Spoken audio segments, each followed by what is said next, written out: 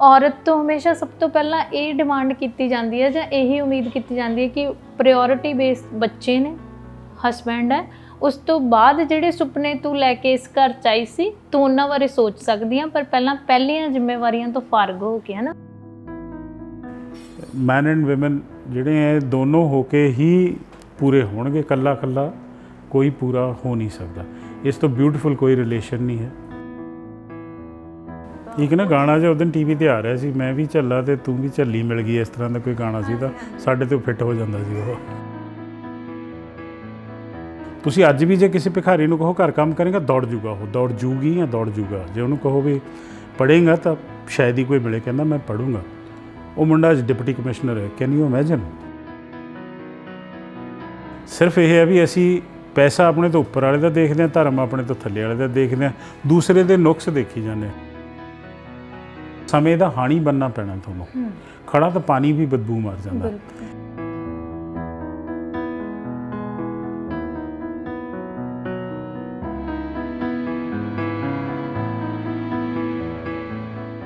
ਜਦੋਂ ਸਾਨੂੰ ਮੈਨੂੰ ਲੱਗਦਾ ਆਪਣੇ ਸੁਪਨੇ ਪੂਰੇ ਕਰਨ ਲਈ ਸਪੇਸ ਦਿੱਤੀ ਜਾਂਦੀ ਹੈ, ਹਨਾ, ਤਾਂ ਉਹ ਜਦੋਂ ਤੁਸੀਂ ਆਪਣੇ ਪੈਰਾਂ ਤੇ ਖੜੇ ਹੁੰਦੇ ਹੋ, ਕਿਤੇ ਨਾ ਕਿਤੇ ਉਸ ਚੀਜ਼ ਦਾ ਪ੍ਰਭਾਵ ਪੂਰੇ ਫੈਮਿਲੀ ਤੇ ਪੈਂਦਾ ਹੈ ਨਾ। ਉਹ ਚੀਜ਼ ਤੁਹਾਡੇ 'ਚ ਹੈਗੀ ਹੈ, ਕਿਉਂਕਿ ਸਰ ਹਮੇਸ਼ਾ ਕ੍ਰੈਡਿਟ ਦਿੰਦੇ ਆ ਕਿ ਇਹਨਾਂ ਨੇ ਬੜਾ ਕੁਝ ਕੀਤਾ ਪਰਿਵਾਰ ਲਈ, ਬੜਾ ਕੁਝ। ਨਹੀਂ ਤਾਂ ਔਰਤ ਤੋਂ ਹਮੇਸ਼ਾ ਸਭ ਤੋਂ ਪਹਿਲਾਂ ਇਹ ਡਿਮਾਂਡ ਕੀਤੀ ਜਾਂਦੀ ਹੈ, ਜਾਂ ਇਹੀ ਉਮੀਦ ਕੀਤੀ ਜਾਂਦੀ ਹੈ ਕਿ ਪ੍ਰਾਇਓਰਿਟੀ ਬੇਸ ਬੱਚੇ ਨੇ, ਹਸਬੈਂਡ ਹੈ, ਉਸ ਤੋਂ ਬਾਅਦ ਜਿਹੜੇ ਸੁਪਨੇ ਤੂੰ ਲੈ ਕੇ ਇਸ ਘਰ ਚ ਆਈ ਸੀ ਤੂੰ ਉਹਨਾਂ ਬਾਰੇ ਸੋਚ ਸਕਦੀ ਆ, ਪਰ ਪਹਿਲੀਆਂ ਜ਼ਿੰਮੇਵਾਰੀਆਂ ਤੋਂ ਫਾਰਗ ਹੋ ਕੇ, ਹੈ ਨਾ। ਮੈਂ ਤਾਲਮੇਲ ਬਿਠਾਉਣਾ ਇਸ ਚੀਜ਼ ਬਹੁਤ ਲੱਕੀ ਰਹੀ ਹਾਂ ਕਿ ਇਹਨਾਂ ਨੇ ਮਤਲਬ ਮੈਨੂੰ ਇਸ ਚੀਜ਼ ਨਾਲ ਜੇ ਕੰਮ ਕਰ ਰਹੀ ਜਾਂ ਕੰਮ 'ਚ ਬਿਜ਼ੀ ਹੈਗੀਆਂ ਤਾਂ ਕਦੀ ਉਸ ਚੀਜ਼ ਦੀ ਡਿਮਾਂਡਸ ਨਹੀਂ ਕੀਤੀਆਂ ਗਈਆਂ ਵੀ ਹਾਂ ਖਾਣਾ ਨਹੀਂ ਮਿਲਿਆ ਇਸ ਟਾਈਮ 'ਤੇ ਜਾਂ ਕੁਝ ਵੀ ਹੈਗਾ। ਜੋ ਦੇਖਿਆ ਹੁਣ ਵੀ 5 ਵਜੇ ਮੇਕਅਪ ਹੁੰਦਾ ਤਾਂ ਮੈਂ ਥੱਲੇ ਉਤਰਦੀ ਹਾਂ ਤਾਂ ਇਹਨਾਂ ਨੇ ਬ੍ਰੇਕਫਾਸਟ ਬਣਾਇਆ ਹੁੰਦਾ ਵੀ ਚਲ ਬ੍ਰੇਕਫਾਸਟ ਖਾ ਲੈ, ਜਾਂ ਮੇਰੀ ਬ੍ਰੇਕਫਾਸਟ ਉੱਪਰ ਪਹੁੰਚ ਰਿਹਾ ਹੁੰਦਾ ਵੀ ਇਹਨਾਂ ਨੂੰ ਫਿਕਰ ਹੁੰਦਾ ਵੀ ਕਰ ਲੈ ਕਿਤੇ ਭੁੱਖੀ ਨਾ ਰਹਿ ਜਾਏ। ਤਾਂ ਮਤਲਬ ਉਹ ਚੀਜ਼ ਦਾ ਸਪੋਰਟ ਬਹੁਤ ਹੁੰਦਾ। ਨਹੀਂ ਤਾਂ ਹੁੰਦਾ ਕਿ ਬੰਦਾ ਕੰਮ ਆ ਕੇ ਘਰ ਜਾ ਕੇ ਮੈਂ ਦੇਖਾਂ, ਮੈਂ ਜਾ ਕੇ ਖਾਣਾ ਦੇਣਾ ਹੈ, ਜੇ ਜਾ ਕੇ ਸਭ ਕੁਝ ਕਰਨਾ ਹੈ, ਪਰ ਉਹ ਸਭ ਕੁਝ ਮੈਨੇਜਡ ਹੁੰਦਾ ਮੇਰੇ ਆਉਣ ਤੋਂ ਪਹਿਲਾਂ। ਕਿਉਂਕਿ ਕਈ ਵਾਰ ਹੁੰਦਾ ਕਿ ਅਸੀਂ 5 ਵਜੇ ਤੋਂ ਮੇਕਅਪ ਸ਼ੁਰੂ ਹੁੰਦੇ ਆ, ਕਈ ਡੇਜ਼ ਇਸ ਤਰ੍ਹਾਂ ਦੇ ਹੁੰਦੇ ਕਿ ਸ਼ਾਮ ਤੱਕ, ਰਾਤ ਨੂੰ 9 ਵਜੇ ਤੱਕ ਮੈਂ ਉਤਰ ਕੇ ਆਉਂਦੀ ਹਾਂ ਤਾਂ ਮੈਨੂੰ ਪਤਾ ਹੀ ਨਹੀਂ ਹੁੰਦਾ। ਬਟ ਉਹ ਸਾਰਾ ਕੁਝ ਮੈਨੂੰ ਵਿੱਚੋਂ ਦੀ ਮੇਰੇ ਨਿੰਬੂ ਪਾਣੀ ਪਹੁੰਚ ਰਿਹਾ, ਕਦੀ ਕੁਝ ਚੀਜ਼ ਪਹੁੰਚ ਰਹੀ ਹੈ, ਤਾਂ ਉਹ ਜਦ ਥੱਲੇ ਆਈ ਤਾਂ ਮੇਰੀ ਸਭ ਕੁਝ ਤਿਆਰ ਹੈਗਾ। ਉਹ ਮਤਲਬ ਆਪਣੇ ਨੂੰ ਬਹੁਤ ਸਹਾਰਾ ਮਿਲਦਾ ਵੀ ਦੇਖੋ ਮੈਨੂੰ ਕਿੰਨਾ ਸਪੋਰਟ ਮਿਲ ਰਹੀ ਹੈ, ਕਿੰਨੀ ਸਪੋਰਟ ਮਿਲ ਰਹੀ। ਨਹੀਂ ਤਾਂ ਹੁੰਦਾ ਕਿ ਘਰ ਜਾ ਕੇ ਪਹਿਲਾਂ ਲੜਾਈ ਹੋ ਗਈ ਵੀ ਤਾਂ ਘਰ ਦੇਖਿਆ ਹੀ ਨਹੀਂ ਹੈ, ਤੂੰ ਤਾਂ ਆਪਣਾ ਬਾਹਰ ਹੀ ਉੜੀ ਰਹੀ ਹੈ, ਤੂੰ ਕੰਮ ਹੀ ਕਰਦੀ ਰਹੀ ਹੈ, ਤੈਨੂੰ ਪੈਸੇ ਦਾ ਹੀ ਲੱਗਿਆ ਹੋਇਆ। ਪਰ ਐਸਾ ਨਹੀਂ ਹੈ।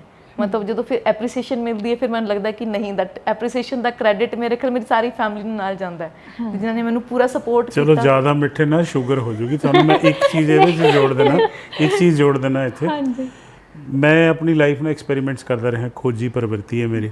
ਅਸੀਂ ਆਪਣੇ ਬੱਚਿਆਂ ਨਾਲ ਵੀ ਐਕਸਪੈਰੀਮੈਂਟ ਕੀਤਾ। ਅਸੀਂ ਆਪਣੇ ਬੱਚਿਆਂ ਨੂੰ ਜ਼ਿੰਮੇਵਾਰੀ ਦਿੱਤੀ, ਉਹਨਾਂ ਨੂੰ ਖੂਬ ਸਾਰੇ ਪੈਸੇ ਵੀ ਦਿੱਤੇ। ਮਤਲਬ ਪੈਸੇ ਵੱਧ ਨੇ ਜਾਂ ਘੱਟ ਨੇ ਉਹ ਤਾਂ ਇੱਕ ਰਿਲੇਟਿਵ ਟਰਮ ਹੈ। ਜਿਵੇਂ ਤੁਸੀਂ ਕੀ ਹੋ, ਇਹ ਵੀ ਜਦ ਤੁਸੀਂ ਕਿਸੇ ਨਾਲ ਆਪਣੇ ਆਪ ਨੂੰ ਕੰਪੇਅਰ ਕਰੋਗੇ ਉਦੋਂ ਹੀ ਹੋਂਦ ਚਾਹੋਗੇ। ਕਈਆਂ ਨਾਲੋਂ ਵੱਡੇ ਹੋ, ਕਈਆਂ ਨਾਲ ਛੋਟੇ।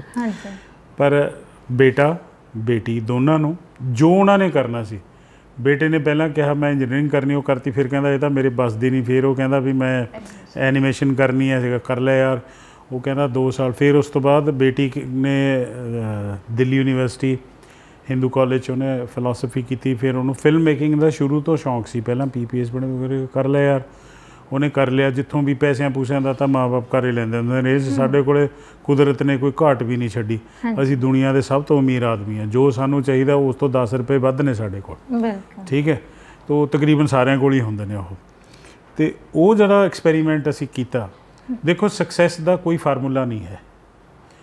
ਜਦੋਂ ਤੁਸੀਂ ਖੁੱਲ੍ਹ ਕੇ ਉੱਡਦੇ ਹੋ ਪਰਾਂ ਦੇ ਨਾਲ। ਇੱਕ ਨਾ ਬਾਜ ਦਾ ਬੱਚਾ ਸੀਗਾ ਜੀ, ਉਹ ਮੁਰਗੀਆਂ ਦੇ ਵਿੱਚ ਥੱਲੇ ਕਿਤੇ ਗਿਰ ਗਿਆ। ਉਹ ਜਦੋਂ ਮੁਰਗੀਆਂ ਦੇ ਨਾਲ ਹੀ ਮਤਲਬ ਅੰਡਾ ਉਹਦਾ ਫੁੱਟਿਆ ਉਹਨਾਂ ਨਾਲ, ਉਹ ਸਾਰੀ ਜ਼ਿੰਦਗੀ ਇਹ ਸਮਝਦਾ ਰਿਹਾ ਕਿ ਮੈਂ ਮੁਰਗੀ ਦਾ ਹੀ ਬੱਚਾ, ਉਵੇਂ ਹੀ ਤੁਰਦਾ ਰਿਹਾ। ਤਾਂ ਤੁਹਾਡੇ ਵਰਗੇ ਕਿਸੇ ਵਿਦਵਾਨ ਨੇ ਕਿਹਾ ਤੂੰ ਬਾਜ ਹੈ, ਤੂੰ ਉੱਡਦਾ ਨਹੀਂ। ਉਹ ਕਹਿੰਦਾ ਨਹੀਂ ਮੈਂ ਤਾਂ ਉੱਡ ਨਹੀਂ ਸਕਦਾ। ਉਹਨੇ ਚੱਕ ਕੇ ਉਹਨੂੰ ਪਹਾੜ ਦੀ ਚੋਟੀ 'ਤੇ ਲੈ ਗਿਆ, ਉੱਥੋਂ ਸਿੱਟਤਾ। ਤਾਂ ਉਹ ਇੱਕ ਵਾਰੀ ਤਾਂ ਡਗਮਗਾਇਆ, ਪਰ ਮੁੜ ਕੇ ਉਹਦੀ ਉਡਾਰੀ ਸਭ ਤੋਂ ਉੱਚੀ ਸੀ। ਇਹ ਅਸੀਂ ਮੈਂ ਆਪਣੇ ਤਜਰਬੇ ਨਾਲ ਕਹਿ ਰਿਹਾ, ਕਿਸੇ ਦੀ ਕਹੀ ਕਾਹੀ ਗੱਲ ਨਹੀਂ ਕਰਦਾ। ਉਸ ਤੋਂ ਬਾਅਦ ਉਹਨੇ ਬੇਟੀ ਨੇ ਬਾਹਰ ਜਾ ਕੇ ਵੀ ਪ੍ਰਾਗ ਫਿਲਮ ਸਕੂਲ ਦੇ ਵਿੱਚ ਰੰਗ ਬੰਨੇ ਉਹਨੇ ਪੂਰੇ। ਅਤੇ ਉਹਦੇ ਕੋਲ ਇੰਨੀ ਕਾਬਲੀਅਤ ਸੀ, ਸਾਡੇ ਕੋਲ ਇੰਨੀ ਸਪੋਰਟ ਸੀ ਵੀ ਅਸੀਂ ਇਹ ਫਿਲਮਾਂ ਬਣਾ ਲੈਂਦੇ, ਉਹ 'ਚੋਂ ਵੀ 4 ਪੈਸੇ ਬਣਾ ਲੈਂਦੇ।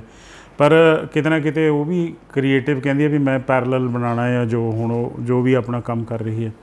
ਇਹਦੇ ਦੌਰਾਨ ਅਸੀਂ ਇੱਕ ਚੰਡੀਗੜ੍ਹ ਕੈਫੇ ਵੀ ਖੋਲ੍ਹਿਆ। ਤੁਹਾਨੂੰ ਪਤਾ ਨਹੀਂ ਹੈ ਤੁਸੀਂ ਕੀ ਕਰਨਾ, ਕਿਵੇਂ ਤੁਹਾਡਾ ਜੀਵਨ। ਅਸੀਂ ਬੱਚਿਆਂ ਨੂੰ ਮੈਂ ਸ਼ੁਰੂ ਤੋਂ ਇੱਕੋ ਹੀ ਗੱਲ ਕਹੀ ਹੈ ਕਿ ਯਾਰ ਜਿਹੜੇ ਕੰਮ 'ਚ ਮਜ਼ਾ ਆਉਂਦਾ ਉਹ ਕਰੋ, ਜਿਹਦੇ 'ਚ ਮਜ਼ਾ ਨਹੀਂ ਆਉਂਦਾ ਉਹਨੂੰ ਛੱਡ ਦਿਓ। ਬਿਲਕੁਲ। ਅਸੀਂ ਉੱਥੇ ਕੈਫੇ ਬਣਾ ਲਿਆ। ਕੈਫੇ ਵੀ ਬਹੁਤ ਸ਼ੌਂਕ ਨਾਲ ਜਿਹੜੀਆਂ ਚੀਜ਼ਾਂ ਇਹ ਬਣਾਉਂਦੇ ਸੀ ਕਰਦੇ ਸੀ, ਬਟ ਥੋੜ੍ਹਾ ਟਾਈਮ ਲੱਗਦਾ, 7 ਸਾਲ ਲੱਗਦੇ ਨੇ। ਮੇਰਾ ਆਪਣਾ ਜੀਵਨ ਦਾ ਤਜਰਬਾ, ਤੁਹਾਨੂੰ ਕਿਸੇ ਵੀ ਇੱਕ ਲਾਈਨ ਦੇ ਵਿੱਚ ਸੈੱਟ ਹੁੰਦੇ ਉਹ 7 ਸਾਲ ਤੁਸੀਂ ਕਿਸੇ ਵੀ ਤਰ੍ਹਾਂ ਕੱਢਣੇ ਨੇ। ਤਾਂ ਜਦੋਂ ਮੈਨੂੰ ਲੱਗਿਆ ਕਿ ਇਹਨਾਂ ਨੂੰ ਮਜ਼ਾ ਨਹੀਂ ਆ ਰਿਹਾ ਯਾਰ, ਉਹਨਾਂ ਦੇ ਉੱਤੇ ਵਜਨ ਸੀਗਾ ਵੀ ਕਰੋੜ ਰੁਪਈਆ ਖਰਚਦਾ, ਤੇ ਹੁਣ ਤੁਸੀਂ ਸਿਰਫ ਇਹ ਕਹੋ ਕਿ ਮਜ਼ਾ ਨਹੀਂ ਆ ਰਿਹਾ ਤੇ ਇਹਨੂੰ ਬੰਦ ਕਰ ਦਿਓ, ਤੇ ਫਿਰ ਕੀ ਕਰਾਂਗੇ। ਤਾਂ ਸਾਡੇ ਨਾਲੋਂ ਜ਼ਿਆਦਾ ਬੱਚੇ ਚਿੰਤਿਤ ਸੀਗੇ। ਠੀਕ ਹੈ, ਦੋਵੇਂ ਜਣੇ ਇੱਥੇ ਬੈਠੇ, ਸਾਰੇ ਜਣੇ ਸਾਡੇ ਕੋਲ ਕਹਿੰਦੇ ਕਿ ਮੈਂ ਕਿਹਾ ਮੇਰੀ ਗੱਲ ਸੁਣ, ਇਨਵੈਸਟਮੈਂਟ ਕੀਤੀ ਤੁਸੀਂ, ਮਿਹਨਤ ਕੀਤੀ, ਹਾਂ ਉਹ ਇੱਕ ਚੀਜ਼ ਹੋਰ ਸੁਣੋ, ਜਦ ਦੇ ਤੁਸੀਂ ਜੰਮੇ ਹੋ ਰੋਜ਼ ਖਾਂਦੇ ਪੀਂਦੇ ਹੋ, ਸਵੇਰੇ ਜਾ ਕੇ ਗਿਰਾ ਦਿੰਦੇ ਹੋ, ਉਹ ਪੈਸੇ ਕਿੱਥੋਂ ਆਉਣਗੇ। ਬਿਲਕੁਲ। ਤਾਂ ਡੋਂਟ ਟੇਕ, ਜਿਹੜੀ ਲਾਈਫ ਨੂੰ ਇੰਨਾ ਸੀਰੀਅਸਲੀ ਲੈਣ ਦੀ ਜ਼ਰੂਰਤ ਨਹੀਂ ਹੈਗੀ। ਲਾਈਫ ਇਜ਼ ਗੁੱਡ, ਸਿੰਪਲ ਹੈ, ਬਟ ਇਨਸਾਨ ਹੁੰਦੇ ਹੋਏ ਤੁਸੀਂ ਨਰ ਨਾਰੀ ਉਹ ਵਿੱਚ ਵਿਚਾਲਾ ਕੋਈ ਫਰਕ ਨਹੀਂ ਪੈਂਦਾ। ਸਿਰਫ ਸਜਗ ਹੋਣਾ ਪਊਗਾ ਤੁਹਾਨੂੰ, ਸਿਰਫ ਸਜਗ ਹੋਣਾ ਪਊਗਾ। ਤੇ ਇਹਦੇ ਵਿੱਚ ਮੁਖਤਿਆਰਨਾਮੇ ਨਹੀਂ ਲਿਖਣੇ ਹੈਗੇ, ਕਿਉਂਕਿ ਉਹ ਲਿਖੋਗੇ ਤਾਂ ਤਲਾਕਨਾਮੇ ਲਿਖੇ ਜਾਣਗੇ। ਬਿਲਕੁਲ ਬਿਲਕੁਲ।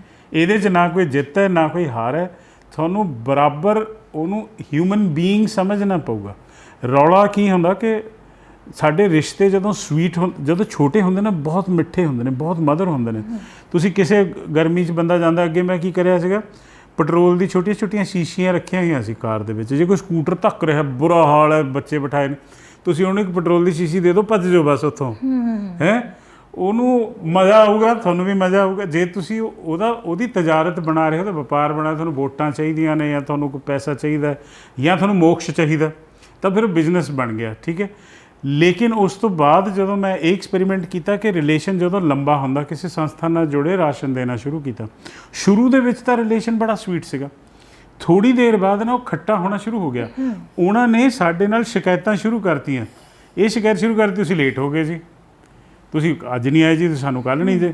ਫਿਰ ਜਦੋਂ ਹੋਰ ਲੰਬਾ ਹੋਇਆ ਤਾਂ ਕੌੜਾ ਹੋ ਗਿਆ ਉਹ ਕਿ ਐਤਕੀ ਤੁਸੀਂ ਸਮਾਨ ਘੱਟ ਦਿੱਤਾ। ਉਹ ਸਾਡੇ 'ਤੇ ਉਲਟਾ ਹਾਵੀ ਹੋਣਾ ਸ਼ੁਰੂ ਹੋ ਗਏ। ਬਿਲਕੁਲ। ਠੀਕ ਹੈ, ਤਾਂ ਇਸੇ ਤਰ੍ਹਾਂ ਜਿਹੜਾ ਵੀ ਰਿਲੇਸ਼ਨ ਅਸੀਂ ਬਣਾਉਂਦੇ ਹਾਂ, ਉਹਨੂੰ ਜੇ ਤੁਸੀਂ ਮਦਰ ਰੱਖਣਾ, ਸਵੀਟ ਰੱਖਣਾ, ਤਾਂ ਤੁਹਾਨੂੰ ਉਹਦੇ 'ਚੋਂ ਨਿਚੋੜਨਾ ਕੁਛ ਨਹੀਂ ਹੈਗਾ।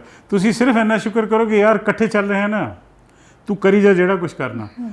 ਜਿਹੜਾ ਦੋਨੋਂ ਪਾਸੇ ਵਾਸਤੇ ਗੱਲ ਕਰ ਰਹੇ ਹਾਂ, ਮੁਖਤਿਆਰਨਾਮਾ ਦੋਨੋਂ ਪਾਸੇ ਨਹੀਂ ਲਿਖਣਾ ਹੈਗਾ, ਮੁਹੱਬਤਨਾਮਾ ਤਾਂ ਹੀ ਲਿਖਿਆ ਜਾਊਗਾ ਤੁਹਾਡਾ। ਹੋਰ ਕੋਈ ਇਹਦਾ ਹੱਲ ਮੈਨੂੰ ਤਾਂ ਨਹੀਂ ਜੀ ਸੁਝਿਆ ਹੈਗਾ। ਦੇਖੋ, ਇੱਕ ਚੀਜ਼ ਹੁੰਦੀ ਹੈ ਕਿ ਰਿਸ਼ਤਾ, ਸਾਨੂੰ ਪਤਾ ਹੈ ਕਿ ਜਦੋਂ ਅਸੀਂ ਕਿਸੇ ਇੱਕ ਇਨਸਾਨ ਨਾਲ ਜੁੜਦੇ ਹਾਂ ਤਾਂ ਪੂਰੀ ਤਮਾਮ ਉਮਰ ਦਾ ਰਿਸ਼ਤਾ ਹੈ ਨਾ, ਪਰ ਉਸ ਰਿਸ਼ਤੇ ਨੂੰ ਨਿਭਾਉਣਾ ਕੀ ਹੈ, ਮੇਰੇ ਖਿਆਲ ਨਾਲ ਉਹ ਸਭ ਤੋਂ ਪਹਿਲੀ ਸਿੱਖਿਆ ਸਾਡੇ ਅੰਦਰ ਇਹੀ ਹੋਣੀ ਚਾਹੀਦੀ ਹੈ ਵੀ ਦੋ ਇਨਸਾਨ ਜੁੜੇ ਨੇ ਆਪਸ ਵਿੱਚ, ਉਹਨਾਂ ਨੇ ਲਿਖ ਕੇ ਹਦਾਇਤ ਨਹੀਂ ਦਿੱਤੀ ਕਿ ਮੇਰੀ ਜ਼ਿੰਦਗੀ ਦੇ ਸਾਰੇ ਫੈਸਲੇ ਨਾ ਜਾਂ ਮੇਰੀਆਂ ਸਾਰੀਆਂ ਚੁਆਇਸਿਸ ਨੇ ਜਿਹੜੀਆਂ ਉਹ ਅੱਜ ਤੋਂ ਬਾਅਦ ਤੂੰ ਡਿਸਾਈਡ ਕਰੇਂਗਾ।